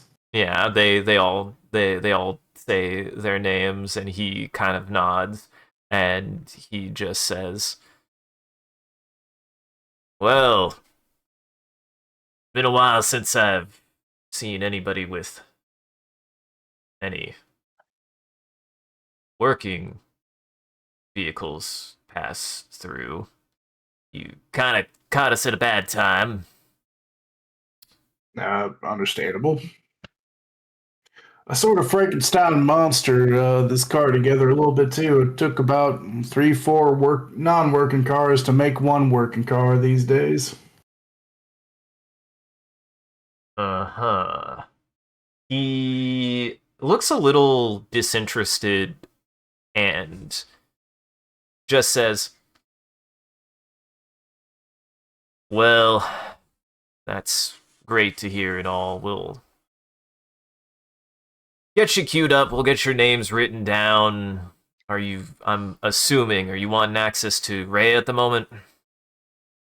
Parents are in there, and her brother's on the way as well. If not in Raya, then maybe a little bit farther. Okay. Yeah. I got relatives. What are you heading to Raya for? My parents. Listen, we all got folks, I'm sure. What are you heading to Raya for? Is he still looking at me? Yes. I look back and I just like, I've got parents? Like, what? I got parents, just not here. Well, I do. And they're on the other side. Okay. And I'm hoping they're all right. If they're on the other side, I'm sure they're fine. Are any of you showing any kind of signs of an illness, any symptoms, do you have any injured? I need to know what's going on with you guys. Completely fine. I look over at I take a look over everyone, and I do actually pause. I don't let my gaze linger on Billy for too long, but I do think about whether I speak up. And what is everyone else looking like? Like when I'm like kind of looking back over the car, because like I'm describing this in like in like 2 minutes, but the actual IRL time, I'm only taking like 5 to 10 seconds to just kind of like look back. Yeah. And he follows your gaze across the different people. You kind of like spot Lydia. She's like looking a little sheepish, but is kind of like, kind of curled up back into her seat, avoiding some eye contact. Joanna's shooting like glare at this. As you look at him, he's adorned in like a he's adorned in a Milsect suit of armor and has clearly the insignia of a sergeant blazoned on his chest. As well as a fatigue hat that has the same insignia of a sergeant blazoned on the center of the hat as well. But he's tracing your gaze between Lydia and then to Joanna, who's kind of shooting him a bit of a glare. But y'all know that ads are running, right? Ads are running. Shit. Yeah. Well, got a few minutes. Ads have been running for a minute or so. That's fine. They just don't worry about that. They just had a It's fine. It's a part of the psychological horror. Mm. But yeah, fine. They just missed me talking about this guy. They just missed me. A minute ain't even that much time.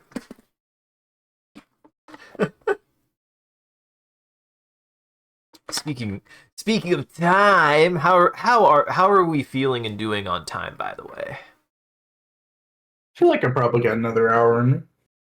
That's good, because I think only Sean has about another 30 I was going to say, I don't know.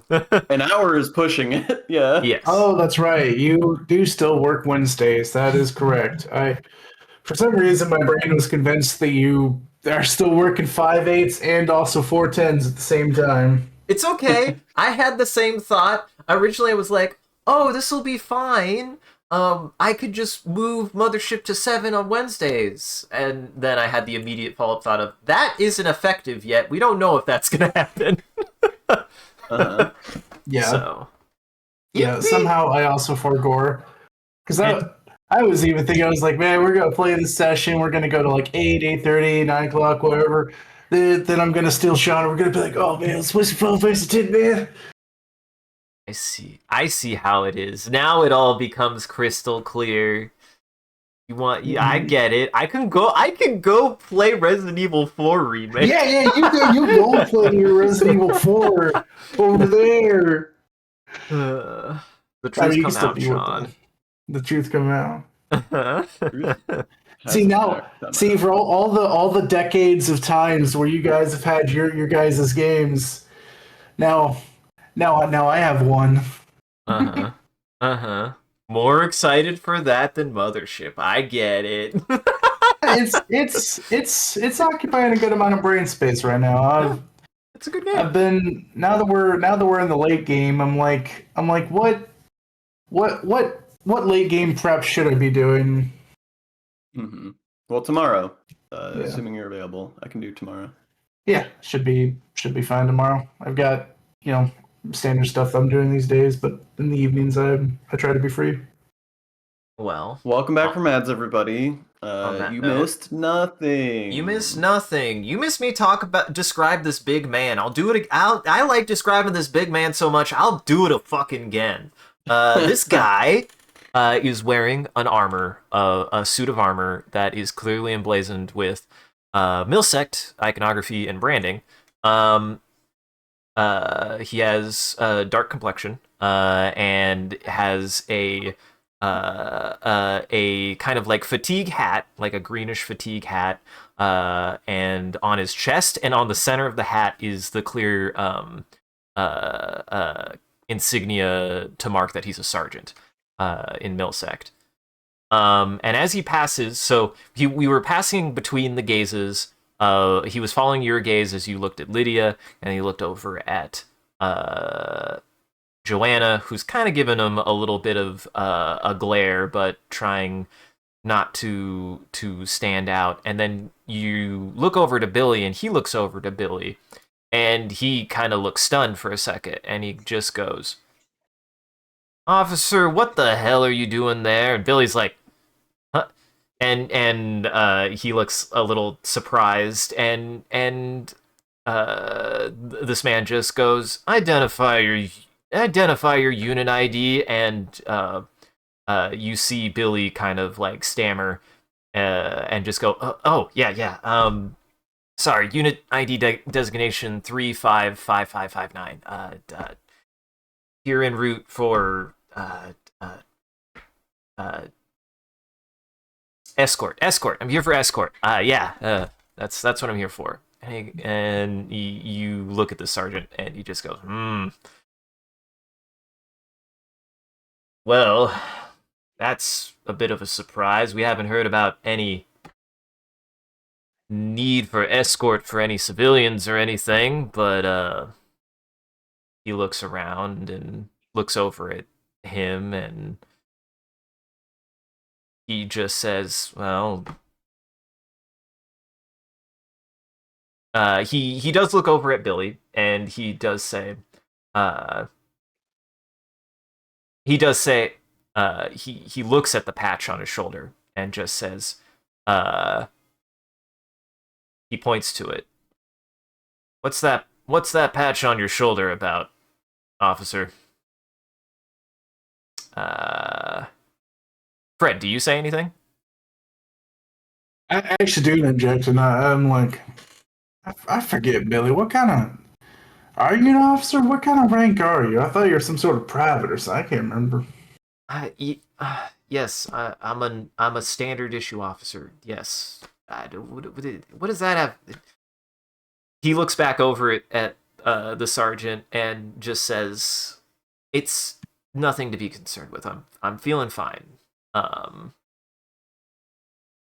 And the sergeant nods slowly and just says, "Well, we do have a bit of procedure going on here. We might have to have you guys checked out to make sure you're all right to head into Rhea, along with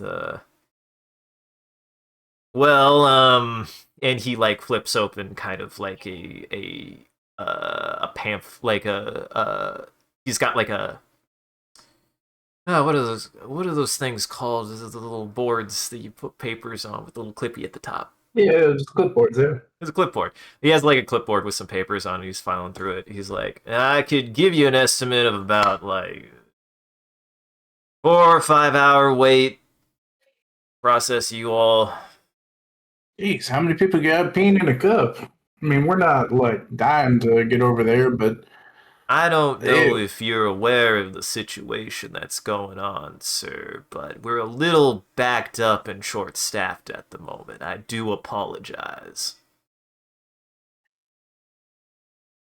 Understandable. Well, I mean, you got one more here, so that's And if one more officer would turn everything around, I could go home and take a vacation.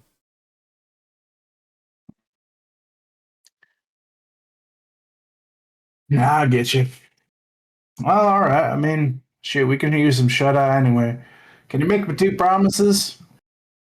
If I'm peeing in a cup, can you at least give me some water? And we could park this thing somewhere safe, right? Like I've been doing honestly, I've been doing the Lord's work or whatever you guys call it out here. On this thing for the last honestly ever since I've been on the station. Golly, I'd love to just honestly I might just make this my new car. Promise one, we'll let you make all the piss you want, however you want to make it. Promise two, we'll do our best. Just if you're really concerned, get it locked down. We'll get a spot with you. Maybe have somebody stay with it. That's actually more. That's more than I really could have asked for. So that honestly, you've got my vote. As you say that, you hear the sound of footsteps walking up. You hear the sound of footsteps walking up, and you see another officer, his helmet on. You can't see what he looks like at all. Walk up to the sergeant, and you audibly, you hear him quietly say, "Sergeant Jensen, can we talk for a moment?" And he looks over at the officer. He looks over the officer that popped up. The sergeant looks over the officer that walked up, and just says, "I guess this is like some kind of meeting being called or something. I don't really got time." And the officer says, "Yes, it's something urgent." And he steps away for a second. And you can see them talking with each other. What do you do in the meantime? We could try to peel out, but honestly, right now it doesn't seem like a good time to just completely to make an enemy of an entire base. So I think what I do is just look at Billy at first, and then just try to listen in as close as I can. I don't think we have any extra devices to. Yeah. I don't think we have any extra devices to enhance our hearing capabilities, but I'm really going to try to tune my ears as well as I can. You give Billy kind of a pointed look. And at first he asks, he's like, "What's up? What's up?" I just whisper, I'm just worried about whether they're going to make a fit over your stuff you got going on. Oh, yeah, that's actually fair. Actually, give me a sec. Give me a sec. And you see him feeling like something on his wrist, and you hear kind of like a noise in your receiver. And he's like, "1 second, I actually still have some access to all this, and if we're lucky, one of them forgot to turn off their microphone. It happens from time to time." And a few seconds pass, and you hear kind of some scratching on your radio, and then you hear it clear up, and you hear a voice. That's quite clearly Jensen's voice, the sergeant's voice, and you hear him say, "What's the situation?" And you hear the other officer's voice say, "Well, the good news is 2 of the teams have been successful, though we've unfortunately lost contact with one of them."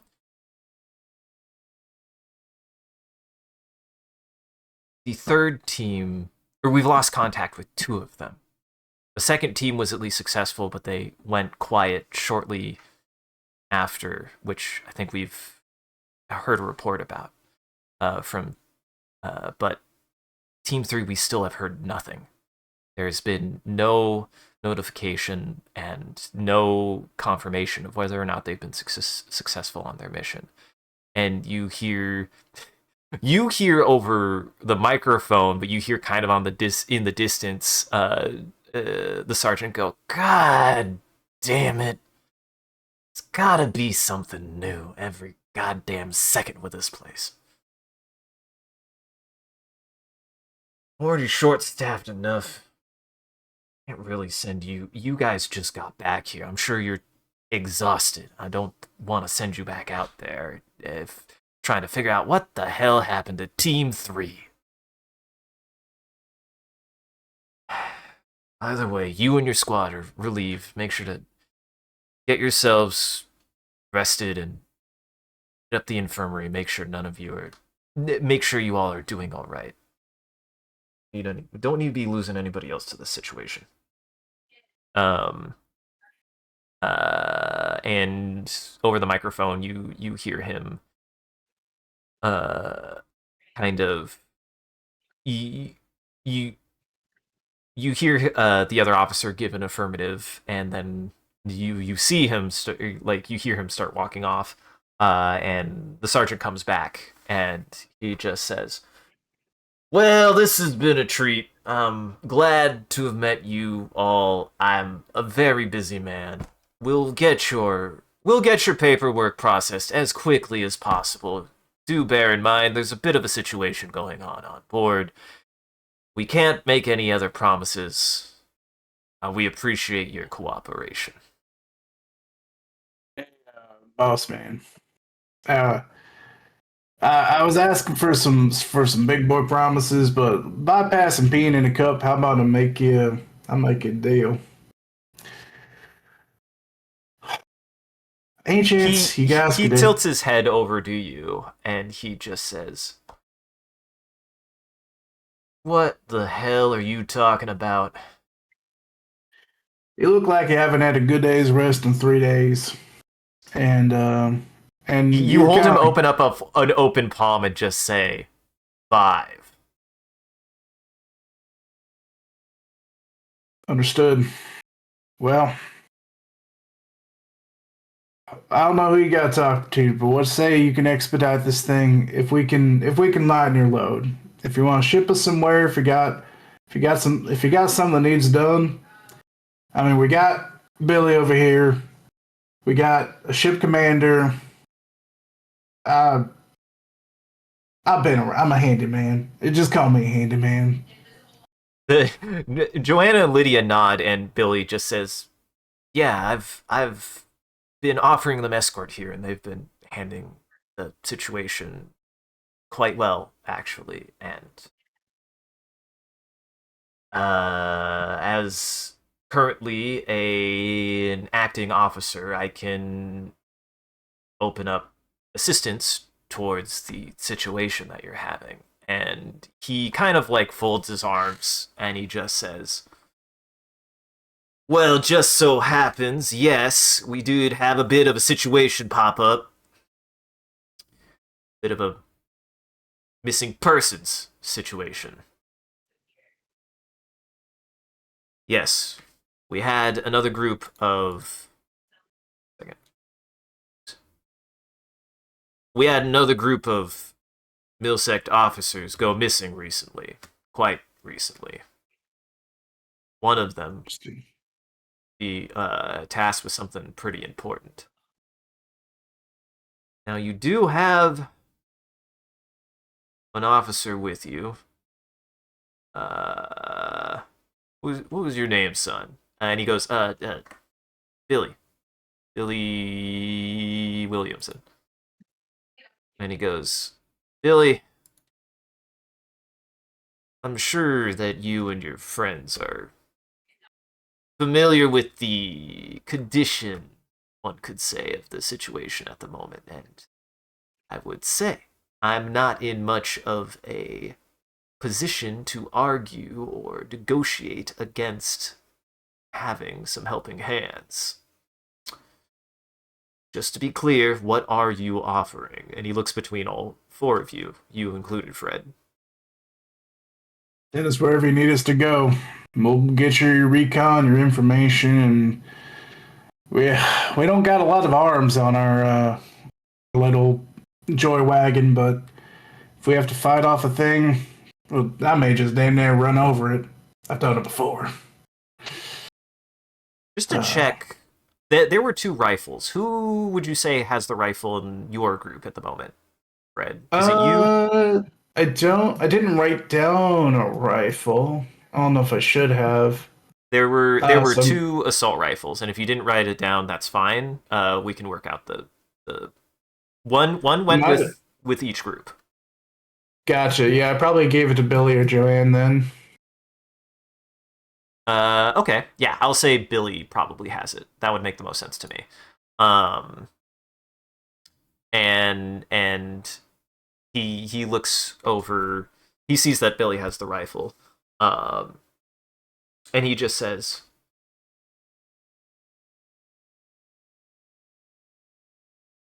"Whatever you can do. The most that I'm asking is honestly just go check out where a squadron of our officers was last seen. They weren't located too far away. A little bit up into the residence, I believe. Not too far from here, actually. And honestly speaking, all I need you to do is find out what their situation is. If I need you to do more, I'll pipe it into you. I'll pipe it to Billy, but if I need you to do more, I'll let you know. But best case scenario, they just need a hand. Just lost contact with them, that's all." I think we got a radio on us, so I don't think we need a spare. We might be able to send your transmission through our radio. Worst case scenario, the KIA. Is it okay if it's not too respectful, but there's a lot going on. So if they all happen to be KIA, would you find it acceptable if we recovered any firearms or anything that happens to be on them, if they're all the worst? You see Billy nod and the sergeant go, Seems like you got an officer with you. He's familiar with the protocol and being able to acquire any kind of weapons or firearms that might be left at the scene of the altercation, you'll be able to handle it from there. I trust you. All right, cool. I trust you guys. Well, we'll head on over. Do we need to hand you any papers while we're gone? Not at the moment. We might still get to do a Passover in the infirmary for y'all, just to make sure that you're doing okay. Don't want to put you in any more danger than you're already running yourselves into.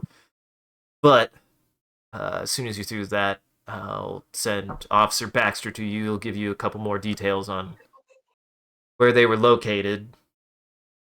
Otherwise, enjoy your stay at the loveliest hotel and Titan Station, on Titan Pylon. He gives you a kind of cheesy smile. Cheers and happy hunting, yeah. So I can kind of understand out of character. Was he saying that he's going to pass this off to one other officer, or are we just heading out? He's giving you the clear to head forward. You'll be kind of directed to where you can keep your car. And actually, because of that conversation, you notice that you were directed to a place that's actually surrounded by other military cars. Cool. Yeah. I'll go and take my car there. And I do, as I'm parking, I do ask the officer, I'm like, we're parking right now. Shouldn't we be taking our car to the side, or is it on foot that we're going, or? The officer just says, we'll just be holding your vehicle over here for the time being. If you require transportation, you'll be actually escorted with at least one or two other officers of ours. Yeah, all right, sure. Sounds good to me. Well, let's saddle up, boys. And not boys. Lydia giggles. Okay. It is 8 o'clock. This is probably the best. I would say this is a good stopping point for me. There's still plenty more that we could do, but this is a good stopping point for me. That's what I was telling you. You were just like, oh man, I'm never going to have enough material. We get through like 1.5. I do want to clarify, a lot of the stuff we did today, I hadn't had written by that point. So Funny. I hadn't had prepared. So I was still right, motherfucker. But yeah, there is also some stuff that I didn't get to that I had written before. So I'm feeling good. I'm feeling froggy. I really enjoyed this. How is Fred? How are you enjoying your romp? Kolya, how are you enjoying your existential crisis? Honestly, it feels kind of like what we're built for a little bit. Like this is, I didn't think I was going to be some buff man McAction hero, but I appreciate you dropping hints from the GM side of the table where you were just like, oh man, if only there were some help. And I was just like, well, you know how I could expedite this? Offer some help. Yes, what I'm here for, and I also had some. I won't part the veil too much, but essentially, like one of the things that I really planned for, and actually, Kolya's character hasn't even met this point yet. Too is there are other options for things that you can do, but based on the way that this is paced and the tone, and that you can't do everything, regardless if you even see hints to those other things that you can do, you will only get to like do one thing. It'll be what will get you from point A to B, no matter what. So yeah. I just had that thought. I was like, okay, I'm gonna actually make some characters and litter around a couple of options, so that way at least it feels like you have options to get you through to your next location. But due to the circumstances, you can't do everything. That's not possible. Both your time constraint and the situation and the modus of the game itself, you can't do everything. Yeah. So, but yeah, I really enjoyed that. I'm glad, and again, I'm so glad we've like you pointed out, you're over here playing the kind of like action horror game, and Sean is over here playing the Silent Hill oozy horror portion of the game, and I'm absolutely happy to complement both of those. I want to do both. I'm happy to have Resident Evil alongside with Silent Hill. Abso-fucking-lutely. That really is kind of where we're at, yeah. Yeah, and I really have enjoyed writing the stuff that's going on inside of Kolia's head, and really like trying to think through of making it have that Silent Hill feel, but still be very science fiction. Like, I've really taken a lot of time to sit down and think, like, actually, what are the mechanics of what's happening inside of Kolia's head? There's a lot going on inside of Kolia's head right now, if you can't tell. I have a special brain. You have a special brain. You're writing that silent fiction. Uh-huh. So yeah, I'm glad. On that note, we're gonna go ahead and wrap it up. Thank you so much, everybody, for joining. I had a great time. I hope you guys had a good time too. We're gonna do one more thing before the end of every stream. We're gonna do our final prompt. What does that mean? Before the end of every stream, I have to draw a picture, and you guys are gonna help me draw that picture. The way that you could do that is chat. You can just type a word or a subject, and then I have to take everything that chat says, and we're all going to work together to make a reference, and then I have to take that reference, and because of the way that it's set up now, I have to draw it in Paint with keyboard and mouse, which is always fun for me. And then I'll share that picture before we raid out. So, what should we start with, everybody? Splitting. I was thinking splitting the party, but I'm trying. I mean, funny fingers. Funny finger. Having funny fingers. Fred Jackson. Having. I almost said Shonskin. Not my skin. No. Having funny fingers coated in Sean skin. Coated in Sean skin. Okay. All right. I don't know. I can probably work with this. While I pull everything up, how does everybody feel about anything? Any comments? Ideas, criticisms? I liked my funny brain sequence. Go brain.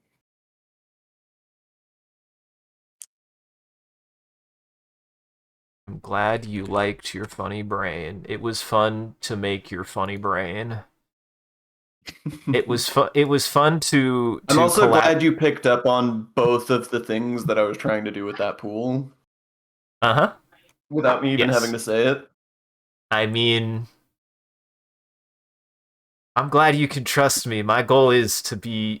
My goal is to do the hard thing. Is to take the hard path of not be. This is my thing, especially when it comes to science fiction and science fiction horror. The best science fiction horror can have vagueness, but it knows where to place it, and it also knows where to be specific. And with scenes like that, I know I have to be as specific as possible. I can't really make things vague. At least I don't think I can make things vague. No, it really is. I noticed in tabletop, you really can't make things vague. It's hard enough for players to even remember what the fuck's going on. To Yeah, you sit there. You're like, there's a big building with a massive door, and you're like, okay, yeah, where are we again? And you're like, you're in front of a big building with a massive door.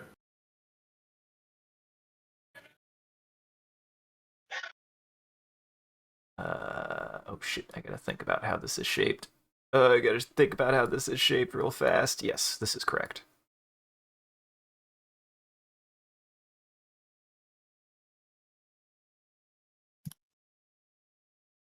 for keyboard and mouse, this is staggering a little bit what I have created for you. Well, stick around for that. I also do a bit of a closing bit, or we also do a bit of a closing bit. We do raid at the end of every stream, so that way the vampires and our chat can keep watching. As everybody else out there, make sure to go lock your doors and windows, because it's actually almost breakfast time for vampires. And thank you for joining, everybody. I hope you had a good time, and I hope you enjoyed the show. If you're able to join the live show, thank you all for joining and watching. If you're watching this in the future, thank you for taking the time to going back and rewatching the VOD. We appreciate it. If you're out there and you enjoyed this and you do want to see more of what we're up to, I recommend scrolling down below and following and clicking any of the links below. There's a link to all the socials as well as the Discord, which you can find here. We post when we go live on any one of those platforms, including the Discord, as well as you can just hang out with everybody in the Discord. It's a good time in there. There's good people in there. You got people, Silos and Comfy and everybody. So it's a good time in there. Speaking of which, shout out to our community on the Discord and everyone who follows. You guys are a wonderful audience and we appreciate you. If we do anything particularly entertaining or noteworthy, feel free to clip it and share it on the internet. Just make sure to also hashtag it with MCCanary or link it back to the stream so people could find more of the good stuff we do here. And, as always, on that note, if you want to see the stream grow, you've got to let people know. I do appreciate that everybody who out there who's been talking about the stream has been talking about it. It's just super cool and super rad that you guys are willing to do that. I don't really do any other kind of advertising. I just post when we go live on all of the places, which has only been a little disrupted because I don't have a phone right now, but it's not the worst, I guess. But yeah, all I do is I post when I go live. I don't pay for any other advertising or anything. So really the only other way that people are learning about the stream is when you tell them about it. So if you're watching today and you enjoyed this and it made you think of somebody else, because I think that's how this works, guys. That's how this works, right? You put something on the internet and you go, I know somebody who might like this, right? So, yeah, go tell your friends about it. Go tell your family about it, I guess. I won't. Tell And your dad. as... What about my dad? Tell your dad. Go tell your dad. Go tell your dad, unless you don't want to talk to your dad. Only tell your dad if you want to tell your dad. Because if you want to tell your dad's probably cool. Turned off my camera. Nobody could see the finger guns. Also, a huge thank you to all of our supporters on Patreon, Coffee, and Twitch. Your generosity allows us to continue to expand the stream, as well as take on more projects, and the stream would not be made possible without viewers like you, so we thank you. If you want to see your name added to this list, as well as some other benefits you can get, you could always subscribe directly on Twitch or check out the Patreon and Coffee here. They'll show you everything that you can get, and any amount is always appreciated. Once again, thank you. I am working on getting commissions fleshed out. Actually, I have something coming up that I definitely, if I don't have it prepped before, I definitely want to shortly after. Especially keep an eye on the Ko-Fi. I'm wanting to one of my goals for this year is to really flesh out the Ko-Fi. So go check that out if you want to support us and everything that we're doing. And thank you to, as always, thank you to our mods who do a Jennifer. Thank you to our mods who do a wonderful job of holding back the robot army and preventing them from becoming famous. I got there. Well, thank you just for Sean and Jackson for playing more Mothership. This was great. I had a fantastic time. I'm super stoked. Ooh, we're getting there. All right. Do you guys have any housekeeping? Jennifer's getting there. Jennifer's getting there. No. Well, go check out everybody else in Goblin Entertainment here. You can find everything that they've done and they've been up to in that link tree. I also have my own stuff, which you can find here, which has everything that I post to as well. I highly recommend checking out the VOD channel, especially if you came in late on this and want to see what the hell is going on. I should have this posted in the morning as long as Twitch works. So it's been spotty recently. I don't know what its deal is, but it should be posted in the morning, and if not, it'll be posted. It'll be posted within the next 48 hours. I will make it happen. But I post VODs for every one of the shows that we do. usually as early as the next day. And you can also find the rest of the Mothership game there. Otherwise, plans for the rest of the week. Tomorrow, I've got to inform my people for tomorrow that actually I might not be doing anything with James and Aqua, because I have to do an emergency stream because I've got a show that I'm doing next week. So I have to prepare for that. I'll probably do that tomorrow. Friday, it'll be us again. Me, Sean, and Jackson. It'll be us again. Starting something new that we've been cooking. We've been teasing for a while. We've been teasing for a year ago. Let's be honest. And then Saturday. Oh, go ahead. I was gonna say it is both the start of something new and a continuation. Got both of those pieces. We're gonna be playing anime. We gonna be playing more anime. Anime is real. Anime is real. I know. But Saturday I should be doing some more Star Citizen with James and friends for anybody who's available, and then we'll be back around on Monday for more Teenage Exocolonist. Though next week will be weird, but I'll mention it when we get there. When we get to that week, I'll talk about it. We're not there yet. So yeah. If any of that interests you, of course, also feel free to follow, keep up with us, and just check everybody out in Goblin Entertainment. Otherwise, stick around. We are going to go say hi to someone. We're going to go say hi to... I'm going to actually test something very fast. Okay, no. Okay, it's working today. I just want to check something fast. We'll go say hi to Miba. She's playing Super Mario Galaxy. So she's a good gal. She's a friend of the stream. We'll go say hi to her. Let her know how the progress is going with the Mothership game. Otherwise, thank you so much for joining, everybody. I had a good time. It was fantastic. So stick around for that. Everybody have a good evening. Take it easy. Let me think. Sean, is there anything you'd like to tell the audience? Don't forget, if you close your eyes, the demons will get you. Jackson, is there anything you'd like to tell Sergeant Jensen? Don't forget, if you open your eyes, you're leaving them open to be stabbed. Wait, hold on. We might need to hit the DMs. I need to know where your character's going, Jackson. I'm just saying you can't trust your eyes to be closed or opened. That's fair. That's fair.